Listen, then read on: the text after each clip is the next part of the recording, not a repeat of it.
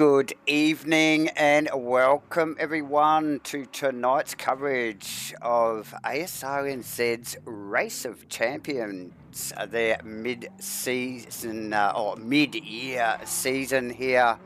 Obviously proudly sponsored by Race Control and Match Fit Entertainment. We are at Nurburgring for the first round. I'm Davo. And as always, I'm joined in the booth by J-Man and Rusty. How are you doing this evening, gents? Yeah, good mate. Good. Yeah, just taking the time just leading up this to have a quick chat with main man Rusty here. How are you, Rusty? Ah, guten Abend, mein Herr. Mein, Good. mein Deutsche ist nicht sehr gut, but is excitement tonight, yeah?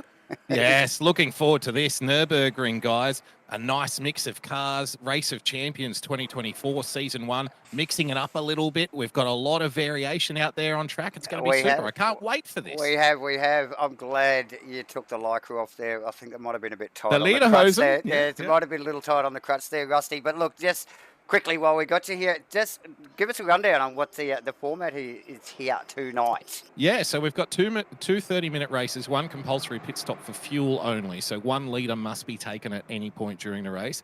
Unlimited tyre sets, unlike our GT3 season that we run, where we really try to, nail people down and make life difficult for the drivers out there in terms of tyre choice. Race of Champions is more about the car rather than the strategy. So that's really what we're shooting for here. The circumstances for the season are as follows.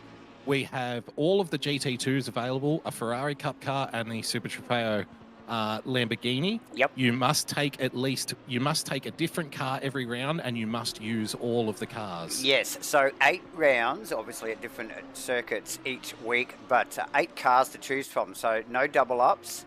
Correct. So look, No BOP dominance. What would be your strategy, guys? Like personally, I'd want to get the crap car out of the way pretty early in the season. Well, what's the go? It's funny to say that. It's funnier to say that because I'm pretty sure Rusty's going to give us a little bit more insight to this in a second. But I mentioned earlier off camera, Lucas Saar is out there tonight driving this Porsche. Now, there's been a fair bit of speculation and comment around the quality or lack of. I mean, dare anyone say anything bad about a Porsche in our presence packs? Wash their mouths out. Wash their mouths.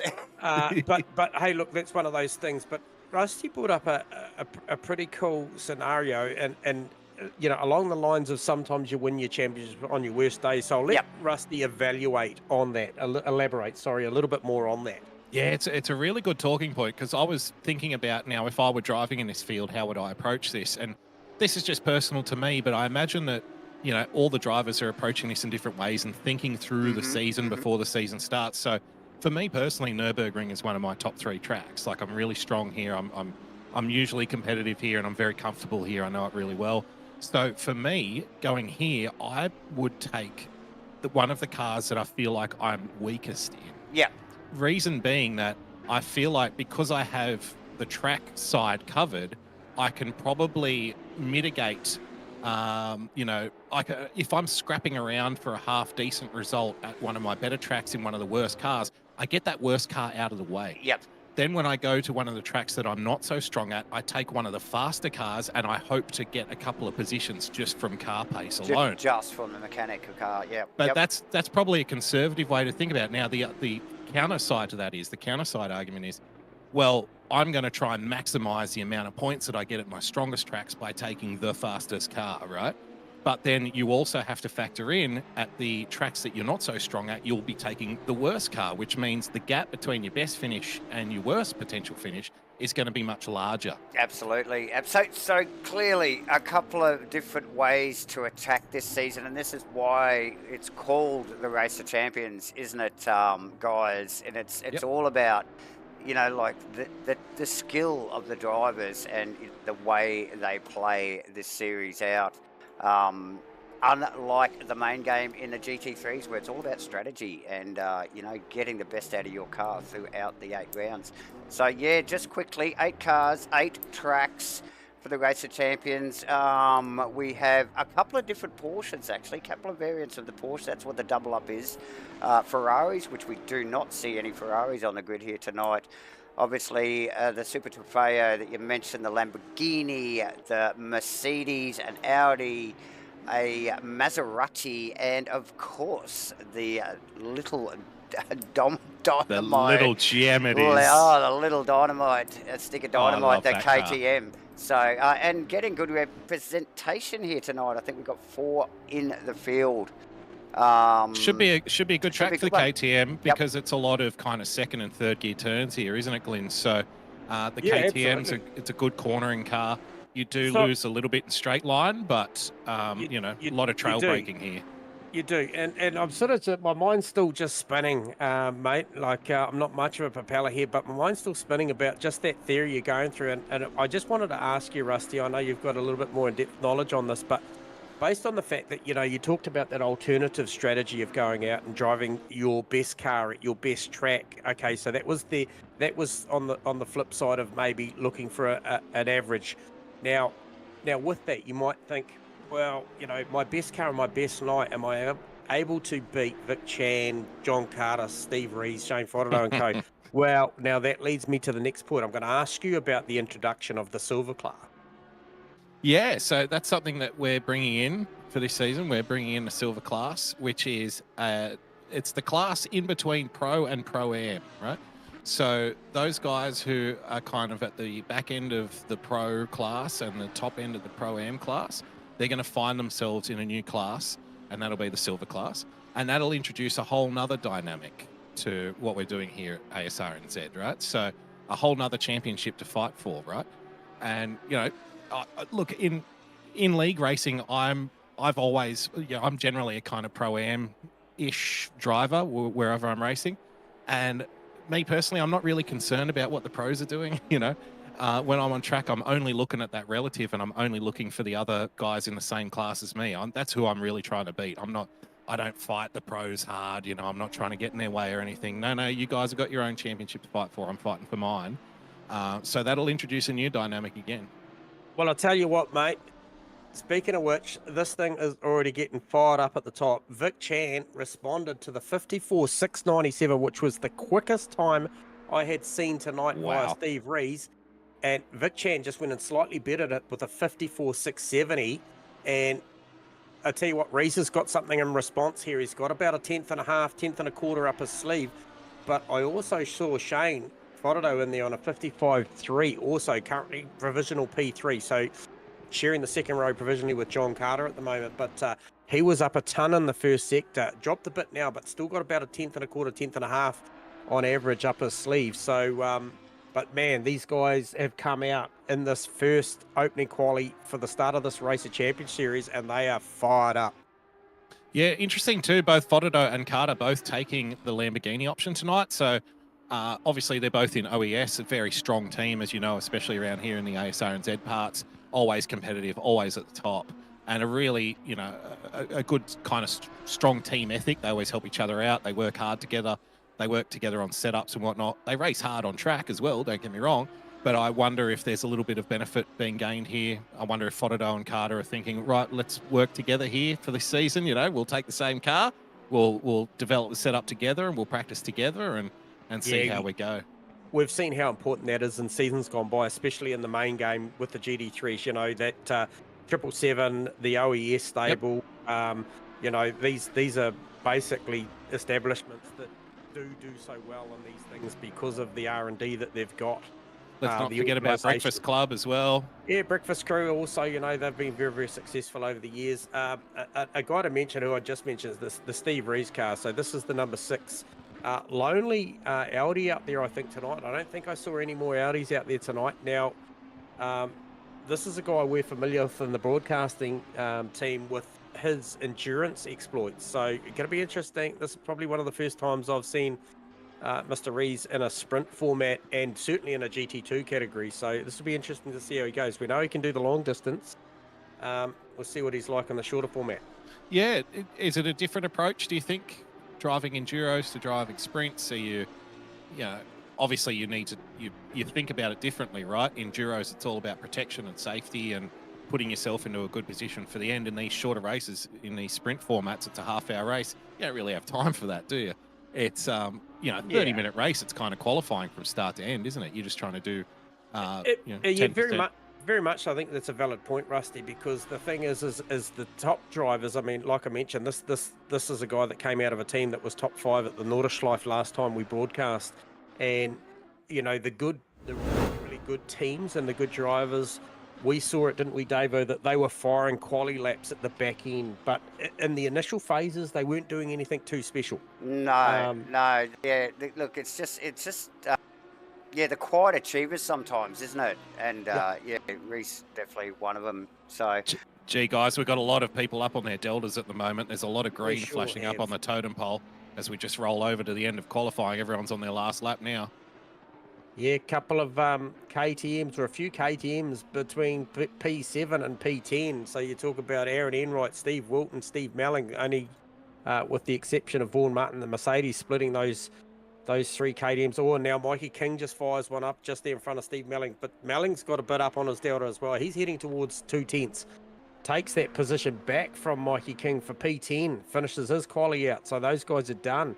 Nice work. Wilton on top of his game too after a big break, obviously for work commitments. But yes. Welcome back, Farmer. Oh mate, hasn't he come out firing? Loves a little KTM and up in provisional 8th at the moment and and down towards the finish line. Representing Matchfit too, Davo and Rusty, so we'll get on that train. Nice. Excuse the pun. Definitely one of Matchfit's official commentators when he's not in a car and he's not working hard. He's helping us out in the booth. Part of the Matchfit family. Oh, definitely. Yeah. Definitely. So he just didn't quite, no more improvement on that one there. Runs across the line, and that, I think, the only 2 out is Fodado and Reese at the moment. Yeah, and look, both of them probably likely, Reese going round. I thought Fodado might utilise this one for a pit entry practice, and he has. Yeah, Fodado a bit loose in that little final flip-flop chicane there, so wraps that up. Vic Stappen. So, where he belongs. As usual, Vic Stappen.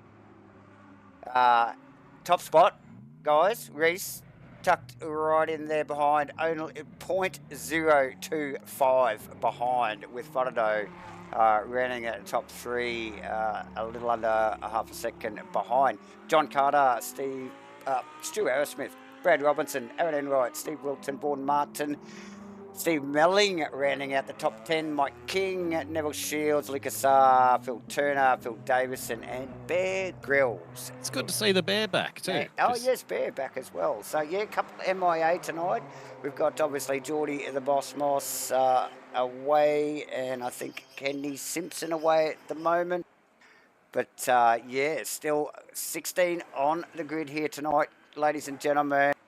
It's going to be interesting here. Few different makes of cars. They've got their strengths and weaknesses, and what better place to sort it out than at the Nurburgring.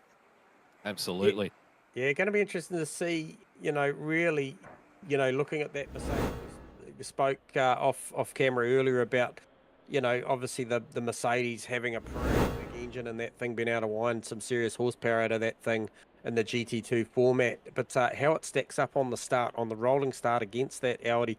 But then also, as you mentioned, Rusty, Fodado Carter opting to run those Super Trofeo Lamborghinis, the Evo models of those out there, holding down row 2. Now, obviously not matching the overall lap time, but it'd be interesting to see. I know it's only a 30 with a minimum, obviously 1 litre fuel dump requirement for the CPS, but it'd be just interesting just to see what these cars are like with a little bit more fuel in the tank, guys, and just see whether that plays maybe a big divvy on what we've actually seen, because realistically what we've seen to this point is pretty much hot lapping pace. What are they like with a bit of juice in the front of the back? Hey, yeah, definitely. And look, if you hadn't already noticed, just from the little bit of vision that we've already watched in qualifying, these cars move around. They're not like GT3 cars. Their ride height's a little bit higher. There's a lot less aero underneath them. And A little bit less rubber too, skinnier tyres, aren't yeah, they? and big horsepower though. So very interesting stuff. This is going to be an awesome race, guys.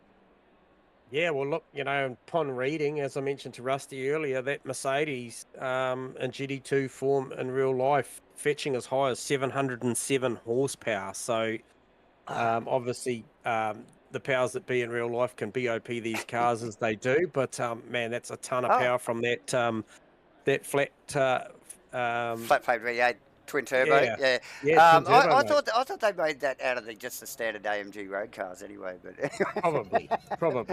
they're a beastie thing.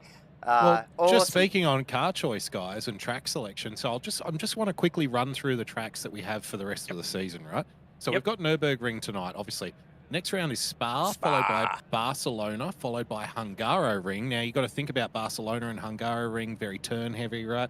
Aero heavy tracks. Red Bull Ring, Zandvoort, Monza, and Watkins Glen to wrap it up. Now, again, we were talking about which car for which track and how you're going to approach that. So the guys who are using their high horsepower cars tonight, like say the Merc, for example, you won't be able to pick it for Monza, No.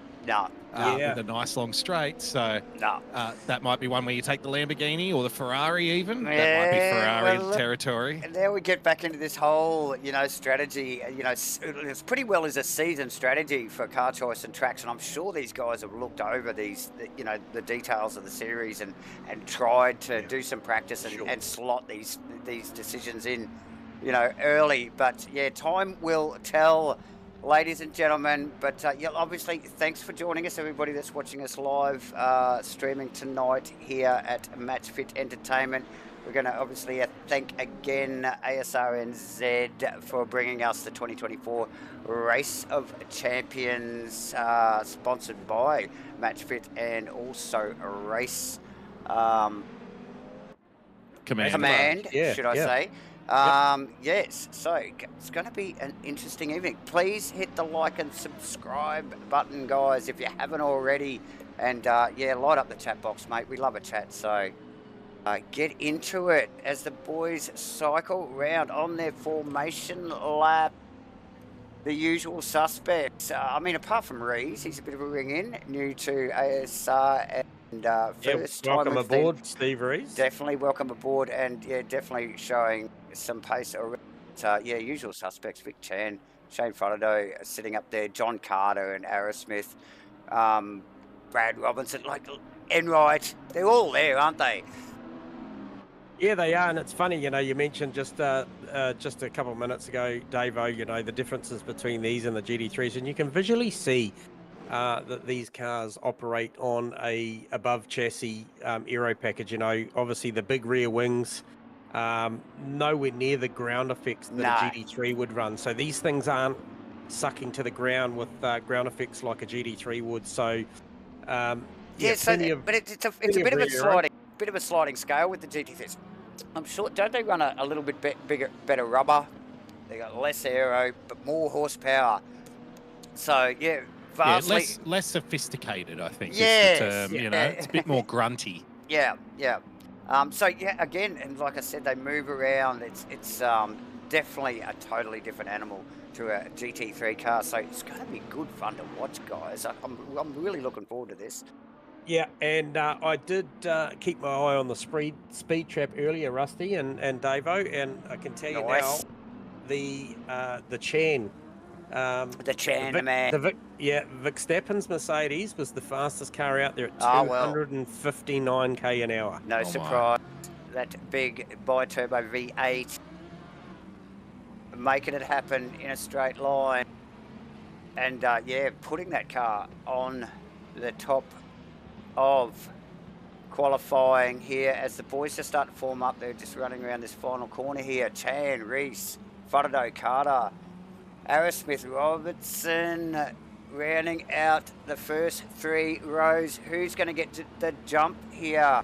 Obviously Chan with that grunt. We've gone green. Round one, race one of the Race of Champions here, 2024. Asrnz down to one. Chan winds that Merc up.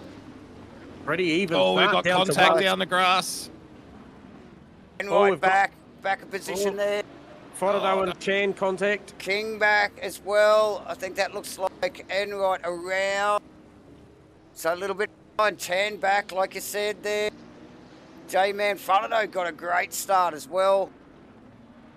Yeah, be a bit of a debrief in OES stable later on.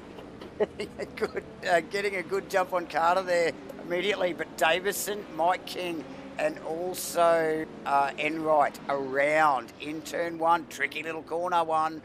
Yeah, just off the start line too, guys. Martin found himself on the grass and had a little bit of contact with the car running on the inside, and that may have caused a little bit of unbalance there in that opening corner. So. Yeah, definitely as they sort of, and look, the longer that goes on, the harder it is to pull these things up into one, as we see Reese, Stephen Reese, up to Schumacher S's for the first time here.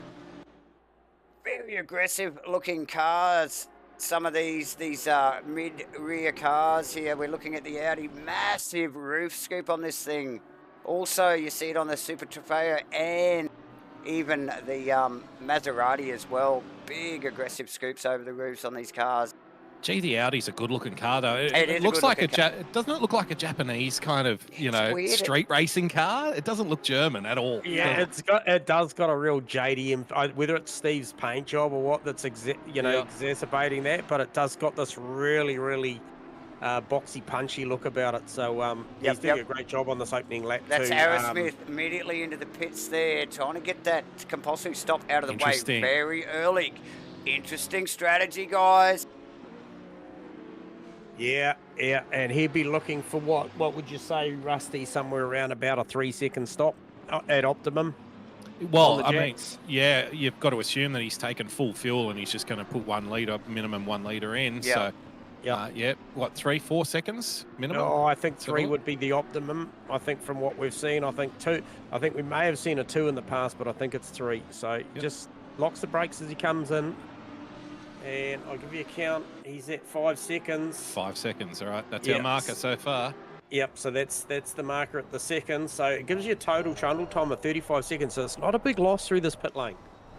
No, and I tell you what, it's not a bad strategy here at Nurburgring. You're not in danger of, it's nearly a 2-minute lap here, so you're not in danger of kind of going down a lap or anything. No, so he's actually just found himself at the back of the pack, and he's got clear air, and he can do what he likes now. So it'll be interesting to see how this plays out. We saw he had pace, didn't we, Rusty, earlier on? He was sort of top 3 earlier in the piece in official practice and probably just got knocked down a couple of pegs to sort of 3rd or 4th, I think, somewhere in there, but he had good pace. Yeah, P3 in practice, and I'm glad you brought up practice because I was going to bring that up myself. We've got Rees and Chan battling at the top of the pack here as we speak. Vic Chan, we're all used to seeing Vic Stappen put it on pole here and take out race wins here at Asrnz, but don't sleep on Rees because these two guys were exchanging best lap times back and forward. I reckon at least, half a dozen times, Glenn? In practice, they were changing? Easily, and I tell you what, this has given Vic a little bit of work, and it was probably came off the back of that little bit of contact from Shane Fodado getting a great start and just poking the nose of that Super Trofeo Lamborghini down the inside into one.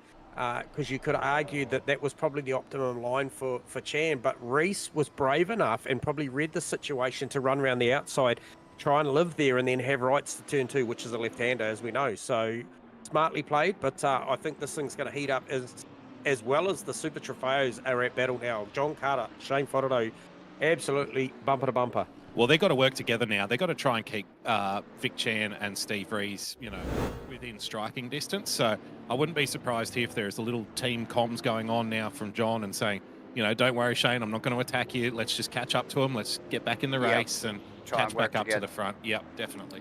As we just pick up on the replay there, Phil Turner with a little nick on that pit wall. So easily done here at Nürburgring in the final corner there. And giving up a position to Lucas Sub. But we did talk about, we were talking about pit stop times and how friendly the pit lane is here. You don't lose a lot of time. And had you want to pit, it's quite tempting to kind of shoot across the track and cut people's noses off and stuff. And when you're coming out of that chicane, a lot of guys when they're pushing, when they come out of that Schumacher chicane, the car's unbalanced, it's bouncing Oh, around, you mate. don't have full control of it. No, So definitely not. The it way can be a out, hard one to nail. like it can be. You know, you quite often see them, and as they just drop through that little chicane there, right up on that exit ripple strip there again, as you just see Carter's car, and can be very unbalanced. As are ASRNZ rules, these guys have got to adhere to the, you know, staying within that pit line, blend line, as well. So these guys will be mindful of, you know, getting those cars under control and across that blend line correctly. Well, not even entry here isn't even the problem. Exit It's here the is exit. the problem. Yeah. Just begs you to get out, doesn't it? Well, Oh, leaves you a little shallow for turn one, realistically building speed. But hey, an update on the pit strategy. The third of the Super Trofeos, Mikey King, came in, didn't have the best stop, 12-second stop, 42 outright. However, Enright matched Stewie Arrowsmith on a 5-second stop, 35-second outright. When we have just seen Vaughan Martin come in with a 6-second stop. Vaughan Martin and Lucas Saar, J-Man, both in the pit lane at the moment. Yep, and so 6 seconds for Martin and 6 seconds for Saar. So 5 seconds appears to be the best we're going to see. So be interested to see if anybody can better that tonight. Prior to that, sorry, Rusty, Melling was really going to battle with Martin. So that created probably a little bit of fresh air for Melling in the KTM.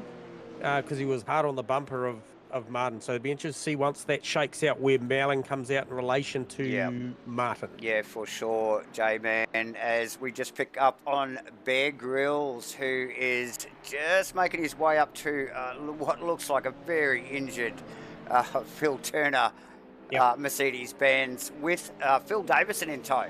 So, look... How about a little on board from the KTM, Davo? I think Turner just enjoy it. Turner's going to have a lot of work on his hands very bloody soon, with these two coming up the rear here. Yeah, Grills in a KTM and Phil Davison in one of the Maserati. Oh, listen to that 5-cylinder turbo. Oh, working. It's so good. Takes me back to taking my Nissan Exa down around McDonald's when I was about 18 years old, boys. The Maca in the Exa, eh? Yeah. Brings back memories, eh? Little Exa turbo. They're a quirky little thing, aren't they? Awesome work. Also in one of the KTMs, Steve Wilton. Yeah, holding down P6 at the moment. That's legit because nobody in front stopped in front of him, and he's just got Brad Robertson just up the road in front of him in that Maserati. Yeah, so Wilton doing a fantastic job, like we mentioned earlier. Back from a big break, obviously, very busy man in real life work. So awesome stuff. Well, he does have Arrowsmith ahead, who pitted early. Remember, so Arrowsmith was running ahead of Brad Robertson, and I'm not quite sure what that gap is. You know where it is currently. Arrowsmith currently running P11. He's the first of the pit stoppers. He's had one of the quickest stops so far. Phil Davidson actually with the quickest stop tonight.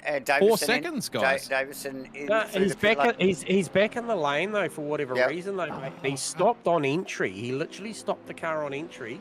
And it showed it cleared though. It's cleared. It stopped. Did he? Oh, it hasn't. Maybe it hasn't. No, maybe it didn't clear the stop. It's still showing. There it goes. It just cleared it. Yeah. Wow. So that's a biggie because that's turned out to be a 20-second stop, 53 outright. So you think of that twice. He's on the back end of a pretty tough race one. So Reese just stabilised this at the moment, 2.3 seconds. Just checked out from Chan a little bit. So I thought Chan was sort of coming back at him initially, but Reese managed to really just get that thing locked in, punched to 54.790 versus last lap, best lap versus Chan's 55.3. So a good 5.5, 6 tenths of a second overall on the fastest lap time between P1 and P2. So Reese got a ton of pace on that little Audi at the moment, and man, that thing does look good, guys. It does. It really does. It's fantastic. So the only Audi in the field, actually. So it's the black sheep here tonight. Oh, we've only got one Porsche as well, driven by Lucas Saar. So, yeah, a couple of solo drives there.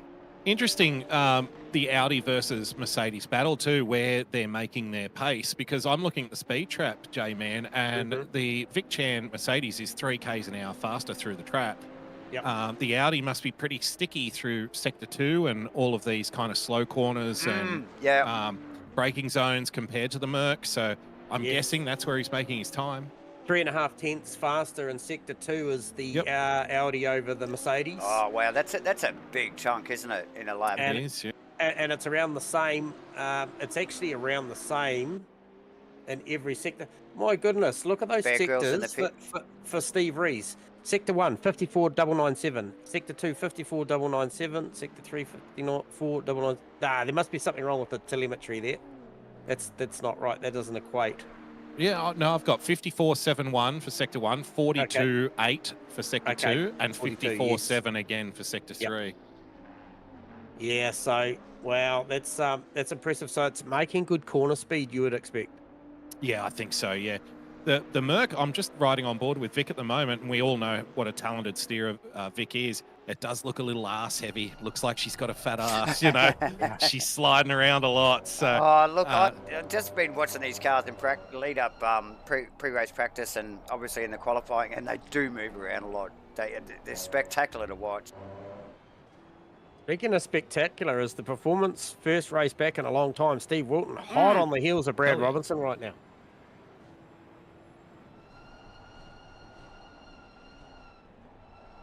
Yeah, so Farmer making a good shot in the KTM. Oh, as he jumps. T1 there. Yeah. The short wheelbase of the KTM let him know that he cut that one a little too hard, didn't it? We'll just see if we can pick up on a sneaky replay there, Farmer, just so you can watch that again. Yeah. As he's putting plenty of pressure on the Maserati of Brad Robinson at the moment. A little bit of a mistake there. That'll drop him a couple of car lengths and some. But just pick it up here on the replay. Oh, yeah. Wasn't it so willing to get to the apex though, which is a great sign. It's a great sign of a car, especially there. You know, that's often been one of the turns on one of the circuits where, you know, everyone complains about, look, I couldn't brake the car hard enough for turn 1, and, you know, you overshoot, and, you know, you got probably not a lot of danger in running too far off, but you know, it's easy to miss that apex. He certainly chewed that apex out. So, yeah, it's funny. I tend to prefer a car that's a little bit more understeery than oversteery, me personally. But with that turn 1, that always tempts you to make the car more pointy, because otherwise it feels like you're trying to steer the Titanic, you know, like you've got it full lock basically, and you're like, come on, you're waiting for the apex to come around. So he does look very pointy in that KTM at the moment, Farmer. Yeah, margin at the top end of town stretched out to 3 seconds, and Chan probably starting to succumb to the Super Trofeo of Shane Fodorno now. Yeah. Starting to bridge that gap. And right on the Mercedes of Vaughan Martin, and right in one of the KTMs here, and all over the back. Looked like he nearly touched the back of the Mercedes. Super close. So the Mercedes looking vulnerable to the KTM here. Yep. 16 minutes to go in this race. These guys yet to stop. This is positional, mate. These guys have stopped. Oh, these have stopped, actually. Yep, absolutely. Aerosmith's the leading car on the track that's made his official pit stop. However, Steve Melling in the lane. This is one I was interested in, because he's going to play right into that battle that you're watching. He is going to 100% play right into the middle of that if he gets this right. Watch that stop. They're just coming through the Schumacher chicane now. This is a recovery drive from Aaron Enright, because he was caught up in that turn 1 incident. So 5 seconds tremendous stop. effort. 5 seconds stop for Melling. He's going to be right on the button here. So Melling out, staying with those win lines. He's cleared that. He's cleared that nicely. Yeah, beautiful work. Yep. So that's positional, because he was behind Martin. Oh, Vaughan runs deep. Martin runs deep. Oh, that's enough for Aaron Enright just to sweep up the inside and then cover back. Oh, nice work. We might just see if we can pick up a replay on that one, as we were just watching Melling actually just leaving the pit lane there. Yep. Yeah, I think on that turn 1, Martin was defending quite hard into turn 1. And if you find yourself on that inside line, you'll know this, J-Man, that turn 1 at Nurburgring on the inside line, it can be difficult to kind of sweep into that first turn apex. And I think it doesn't take much to overshoot turn 1 here. Yeah. Just a little bit. And You've that got was a big enough. handful of opposite lock also. The back end, it's funny you mentioned Chan's car looking a little bit up heavy and a bit fat up the rear. Well, Martin's car looked very much the same as that in the mid phase of that corner. It just stepped out, he had to grab the opposite lock there, and that whole phase there, you certainly, you're not optimum braking, you're not back on the gas, and that was all it took for Aaron Enright to be able to sweep down the inside and then sweep across around the outside of turn 2. Yeah, so really nice well work. executed. So up through the Schumacher S's there for Enright. Done a fantastic job in the KTM after a little. He's in recovery mode here. Got turned in T1 at the start of the race, lap 1. Nev Shields in the pits, boys. Righto. Last lap 2 for Fodado versus Chan. 55.6 plays a 55.9. So just watching that too. Fodado's come right up on the back of him now. He is, mate. He is right there. Nev Shields in the lane, as you mentioned. Was it? Sorry. Yes. Davo. So he's on the jacks. 3, 4. Wilton continues to attack the back of the Maserati of Brad Robinson here as they run down towards hairpin at the bottom of the hill. Robinson doing an 8-second stop. 8 seconds out. It's hard to make up on track. When we talk about that, we're talking about 3 seconds. Doesn't sound like a lot, but on track, it's a huge margin. It is a big margin. At Nurburgring, it's a lot because track position here means so much. It's very difficult to overtake at Nurburgring. Even if the car in front, if the car you're chasing is a second a lap slower, if they nail their apexes and their entries and their exits, you can't overtake them here. It's almost impossible. So you've really got to put a lot of pressure on, push for mistakes. It's very difficult to overtake on track at Nurburgring. Yeah, because prior to all those stops shaking out, and I'm talking about the Melling, Martin and co, I can tell you now that the next car on the line was Nev Shields was eyeing up the back of Melling. Oh, who is this? Who was that? Was that Steve Wilton? Yeah, so taking Wilton, aggressive action was that Rich Robinson just coming into the Brad pits Robinson coming in the lane, so he only just read that. So Farmer lost a bit of time, obviously. Yeah, Farmer had been giving him plenty and was right on his tail at that stage of the lap. Robinson thinking that was the best time to come in.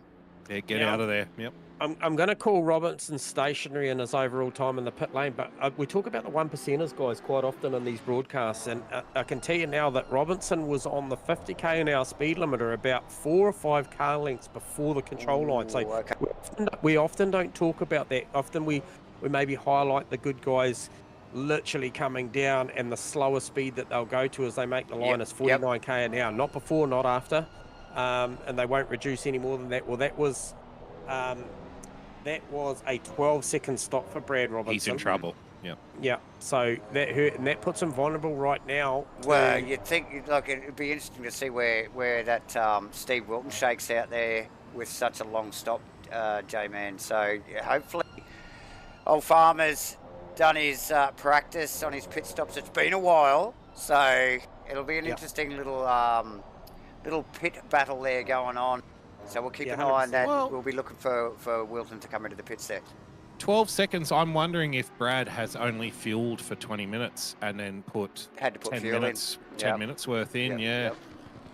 See, that's because it is a long stop. I mean, but pulling up 3-4 car lengths early to the pit line would. That's just on the jacks. Yeah, 12 seconds on the jacks. Oh, okay. So, and Wilton's in, guys, so this will be interesting. Here we go. So, as you guys mentioned earlier, Fodado trying to chase down Chan in the Mercedes. Doesn't matter what Fodado's driving, he always drives it with the tail out. See, that there for Wilton, that was the 1%er I talked about. God forbid that he gets a drive-through penalty for speeding in pit lane, but that was pretty damn accurate on the line. Spot on. So if he can back this thing up. Melling on Robinson. Yep. Yeah, I saw that coming after that delayed stop because Robinson was a fair way up the road. Now Wilton with a 5-second stop. That's a great stop. Yeah, okay. So this is going to put him in a good position here. He's easily going to clear Robinson. Robertson's just coming around the last corner Yeah. now, guys. Comfortably. And Wilton So- breaking into one. So Robinson, the meat and the sandwich with Wilton and Melling in at 7th and 9th, either side of him.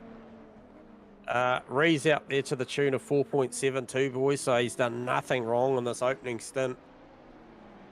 Starting out of P2 on the front row, got the jump at the start, and is out there just making a little bit of bank at the moment. And this is where you start thinking about, you mentioned the 1%ers, guys.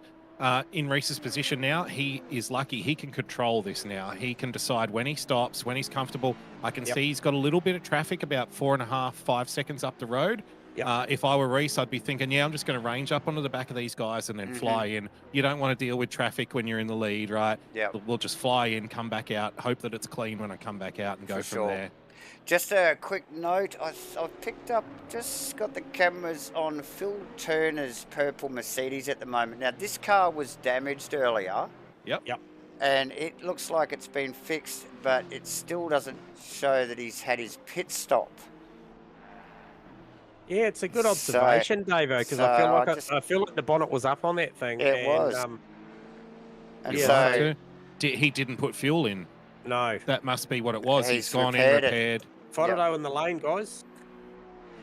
Special mention to Phil, by the way, also. He's also got the fastest speed trap at the there moment. You go. 260, so well done, Phil. You are going to have to come in again, though, I'm afraid, but here he comes. Here he comes now. A 6-second stop.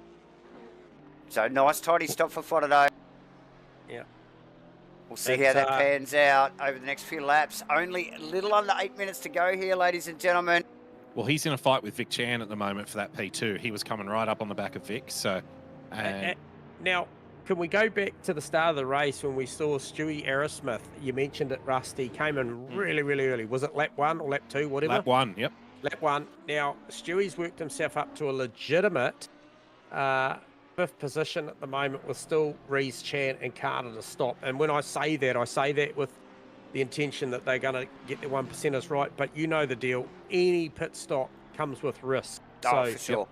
Right now, at worst, if he maintains this, Stewie's got a top 5 under his belt, and I think that was a smart play getting into fresh air early. Well, he started in the top 5, so he just hasn't made any mistakes, has he, J-Man? And really kept his nose clean. Excellent pit stop, and I think getting out of that, start of race pack of cars was a very smart move from Aerosmith. So well done.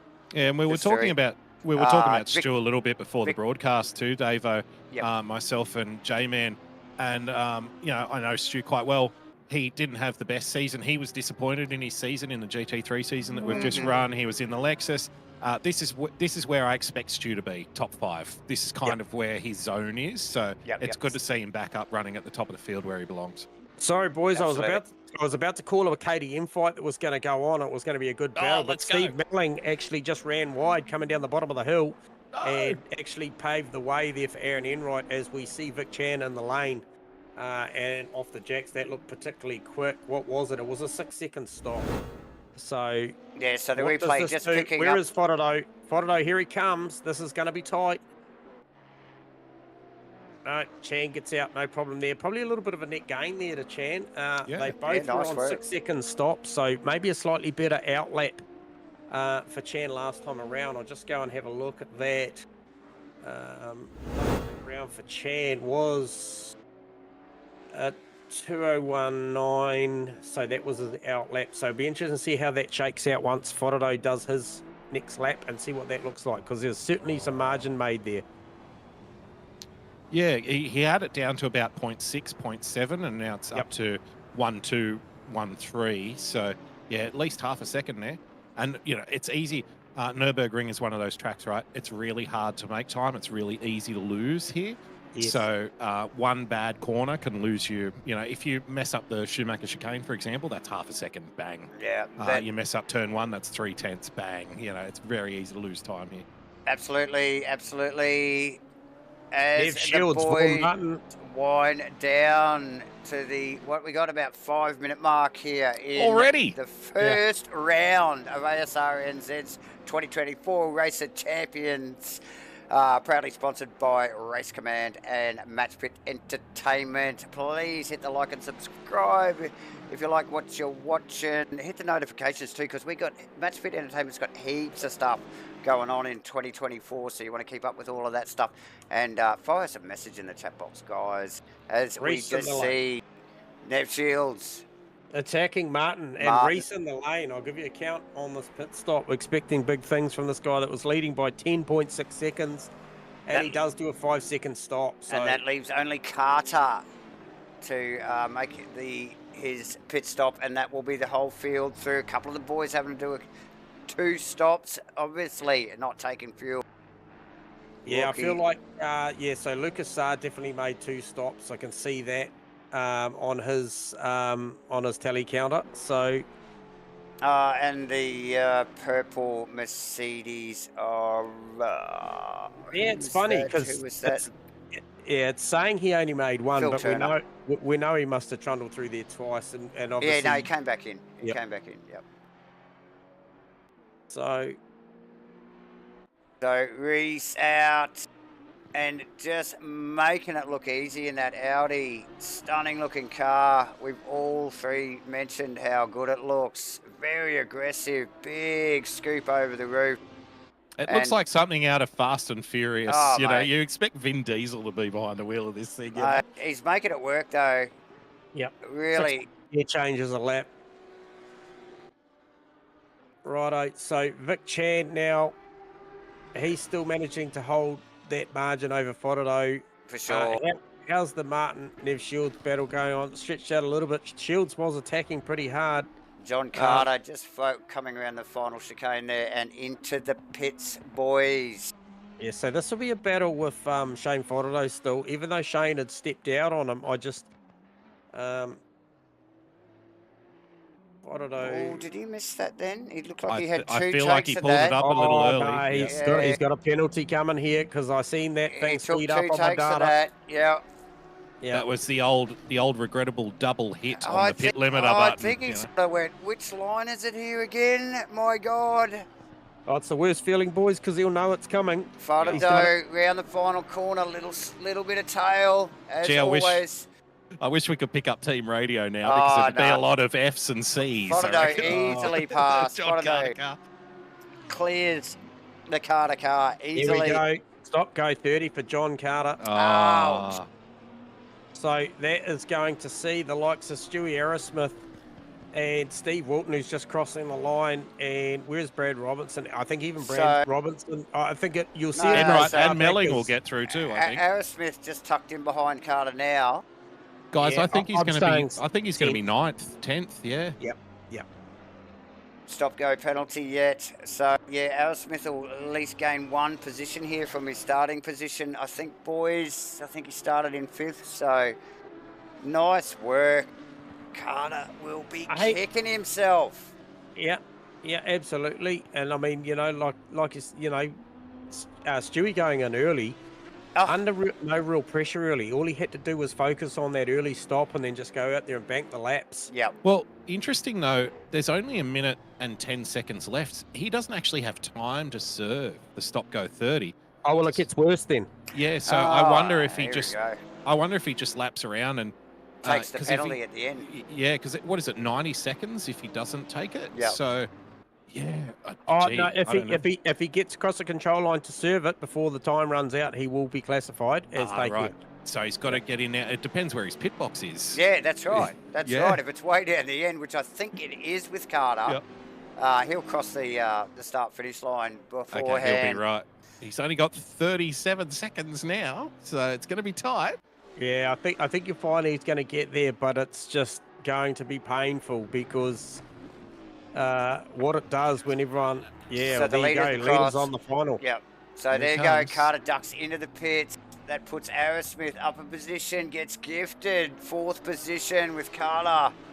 Slightest of mistakes entering the pit lane there, 30-second stop go. It'll feel like 30 minutes. I'm not sure he's going to make the start-finish line here. There's 5 seconds to go. No, he's not, mate. Hang on, it's registered him as in the pits. No, he'll do it. Yeah, Yeah, he's in the pit yeah, we'll lane. do it because Yeah. Reese is coming round the back end of the lap, He so still he's going has to to be do fine. the next lap, Right. so Yeah, no, he's going to be fine, but it's going to hurt. Oh, yeah. Whereas he's down as far as 9th already, so that's Look. a hard pill to swallow from 4th, like you mentioned, already down to 9th. down to Could go to 11th as we speak. 11th already. As Bear we Grylls is going to get him too. Yeah. And where is Reese? He is just about shows to you come how up. tight Marcus. that pack is, doesn't it? Yeah. You know, like to drop from 4th and just bam, bam, bam, bam, bam, bam, because everybody's right there. You know, so it's been good close Inside a racing. 30-minute race. Yeah. Yeah, sprint races, it's more important. 1%ers in sprint races are more like 10%ers because you've got less time to make up the mistake on track. Yep. Look, he only just cleared P13. He's in P12. So Yeah, right. yeah, so that's how bad it was. You can go from penthouse to the shithouse pretty quickly. Absolutely, absolutely. As we watch Steve Reese into the final chicane. Well, we asked what this guy's sprint race Capabilities were. Pretty good acumen. We've seen firsthand what he's got. And here you go, Steve Reese. This is round 1 for the Asrnz 2024 Race of Champions, and Steve Reese has taken it out, boys. On here debut. At Nurburgring. Beautiful work. Big Chan, not far behind. In the Mercedes, staying front of though, right on his tail. Stu Asrnz bringing it up for 4th position. Getting gifted a position there for John Carter's. A little mistake there in the Maserati. Stu Asrnz, nice work. Good calculated. Wilton across the line. In Robinson coming around the final corner. Yeah, P6 for Brad Robinson, P7 for Enright right behind him, and then Melling. just straight behind them as well. Yeah, look, gaggle of cars coming through there. Martin. And Shields. Hold Shields out. Now, Shields gave him plenty to think about over the last 3 or 4 laps. So, Vaughan, Martin, Neville, Shields rounding out the top. Then we have Bear Grylls coming through the final chicane in one of the KTMs for 11. John Carter picking up the pieces, boys, in 12th. Phil Turner bringing the purple Mercedes around the final corner for the final time. Race 1, round 1, Nurburgring. 13th position, Phil Davison through the final chicane, and Luke Cassar still wrestling that Porsche around the back part of this lap to round out the 15 here, boys, in the lone Porsche tonight at Nurburgring for Asrnz's 2024 Race of Champions, sponsored by, it is Race Command and it is Match Fit Entertainment. Hit the like and subscribe, hit the notifications, boys and girls, and we're going to go and have some driver interviews. Righto, first cab off the rank out of P3. It'll be Shane, I think it was. Yeah, it was Shano. Shano, you got us on comms. Hey, buddy. Hey, mate, well done. Race 1 done. P3, mate, well done. Yeah, that was good fun, actually. Yeah.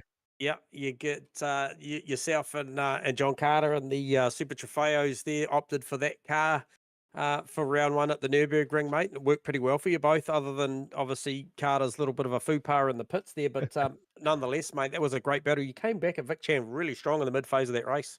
Yeah, we're just talking about that. I think it takes a little longer for me to get my tyres up to temp. And yeah, I was just saying that, yeah, if I hadn't lost so much ground at the start, it would have been quite a good battle. By the time I caught him, I was starting to lose grip.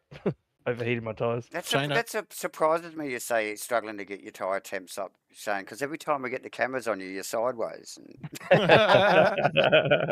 Shane, Yeah. I was riding on board with you for a while, and through the mid part of that race, it looked like Vic's Chan was a little ass heavy and it was sliding around a bit. Did you like your chances at that point? You thought, oh, it's getting a bit loose on him here. I might have a little crack here. Yeah, I was. It's very hard to follow though. I seem to like lose a bit of air, I think, when I get too close. Right. In practice, I knew that I had a little more race pace than him, but he was faster over 1 lap. So I tried to undercut, but my outlap was shocking, so yeah, it didn't work. Yeah, we did notice you lost a little bit of time in the pit stop window to Vic, but hey, it's all on for race 2, right? Because Yeah. clearly the pace is there. The Yeah. Super Trofeo, we were talking about it during the broadcast. Have you and JC made a decision? Are you guys working together this season, picking the same? Are you going to pick the same cars each round, or is that just the way it fell for this round 1? Well, we actually sort of made our own lists, and then we talked about it, and they're all very Okay. similar between Vic, John, and I. So Yeah, I was right. actually going to drive the Mercedes, but I changed last minute. Okay, Nice interesting. work. Good work, Shano. Well, look, mate, we'll keep the show on the road because we've got a few to get through with a short space of time. So well done for P3 race 1, mate. Looking forward to maybe a little bit earlier tire pressures in the second one and see what you got. Cheers, mate. Thanks. Cheers, Shano. All right, Shane so there Frodo. you go. Yeah, Shane Frodo, and we shall grab Vic Stappen. Used to grabbing this guy last, but we'll grab him out of P2. Vic Stappen, you got us on comms. Hey boys, yep, gotchas. G'day, mate. Hey, great qualifying. Just an absolute arm wrestle through official practice, and then managed to just get a good one banked right at the back end of that one, and take that provisional pole. So that was well done. But look, I wouldn't mind being a fly on the wall on the debrief room at OES at the back end of that. A little bit of a touchy feely down into turn 1 with Shane Faraday, but the rest was meat and drink, mate. Pretty good race. Yeah, it was good. I wasn't sure what happened in the first corner. I just know it was a slight tap, but it was nothing major. Yep, and obviously you've run with Mr. Reese before and in some endurance racing, and he's got some good pace on him, mate. You got some answers for him in the second one. Oh yeah, he's definitely got some pace on him in that Audi. He's so quick. I need to tune this race setup because I didn't do any race runs really. Only just one little fun run with Slambo. Right. Well, look, mate, it looked good from there. Yeah, we saw Slambo come back at you a little bit in the mid phase, but then pit stops sort of shook out, and you clearly had a pretty good pit stop and maybe a good in lap or out lap because you just bridged the margin a little bit more after the stop, and then pretty safe after that. So well done on race 1, pole position and second place. Well done, Vic. Yep, cheers guys. Cheers, mate. Cheers, mate. Vic Chan, everyone. And we shall get first position down in the box. Mr. Steve Reese, you got us on comms. Copy, Steve. Probably grabbing a drink, are you? No, hopefully he's there. Might be stepping away for a little tinkle. Yeah, You're supposed to go in your race suit. You know that. You're a professional. You go in your race suit. Mate, when you're suited and booted, you got to be prepared That's for it, anything. mate. But yeah, if you've got us, Steve, just give us a shout out. There he comes. Copy. There he is. comes. There he Here you he go. comes. Here he comes. You got us on comms, Steve? Yeah, copy. Mate, well done. Put it on the front row for that one. Got a great start. Banked yourself to go around the outside of one. A little bit of contact between the OES boys, and from there, mate, she was fresh air. Yeah. Got a good launch, as you say, and got that front position, and yeah, I was happy with the pace I had after that. It was good. Steve, it looked like you and Vic were trading times in the practice and, really going hell for leather. We counted, I think it was about 6 or 7 times that you guys traded best lap time in practice. And during the race, it looked like you were quite strong in Sector 2 compared to the Merc. The Merc's got a lot of straight line speed compared to the Audi, but that Audi really looked planted through, the mid-speed corners. Is that how it felt in the car for you as well? Yeah, pretty much. It was the only place I thought it was pretty weak was under brakes, but that's probably a GT2 thing. Yeah, right, yeah. I haven't spent a lot of time in these cars, so. Is this your first time racing here at Asrnz, just quietly? It is, yeah. Well, a win on debut, mate. It Yeah, doesn't. how good. It literally doesn't get any better than that. Welcome to ASRNZ. Welcome to Reese. ASRNZ. He's going to become the most hated driver after night 1. There you go. Hey, look, we've had the privilege of calling your name, Steve. Obviously, in the endurance stuff, and we mentioned on the broadcast already. Obviously, this is our first opportunity to see the mentality and the speed that that you apply to sprint racing. We've seen it firsthand that you've certainly got plenty there. We know how good you are at endurance racing, but that was a great start, mate. And look, no doubt the boys will be out there tinkering and trying to tune these things up to try and maybe just bridge that margin a little bit, because it was a healthy margin at the back end of that one. So congratulations, race 1 at round 1 ROC, mate. That's a great start. Yes, thanks a lot. Bring on race 2. Well Nice done, work. mate. Mate. All the best. Steve Rees, everyone, as the boys make preparations for race 2, as will we. Don't go anywhere, ladies and gentlemen. Little quick intermission.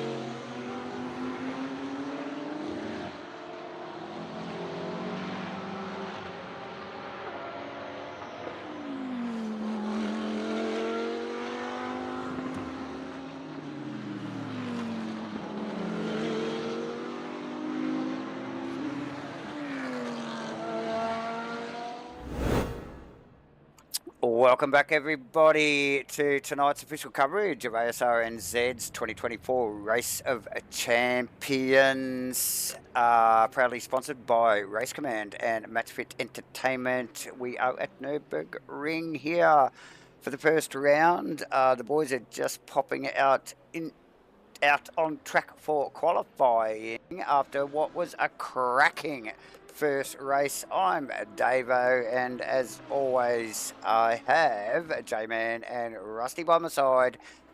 Back again. How you doing, boys? What a cracker, that first one. Yeah, it really was. Very entertaining. Interesting to see the pace differential of these cars in different parts of the track. We spoke about in race 1, the Audi versus the Merc. I feel like it's going to be game on here in race 2 because race 1's a little bit of a sighter, isn't it, in this kind of championship? So it is. as you mentioned in the hot box, guys will be doing a little tweak here and there and maybe taking a little wing off and, you know, putting a little bit more tyre pressure in and just trying to bridge that gap to the cars around them. So let's see what pans out here in race 2. Right? For sure. And Glenn, J-Man, they will be taking stock of that first race, won't they? 100%.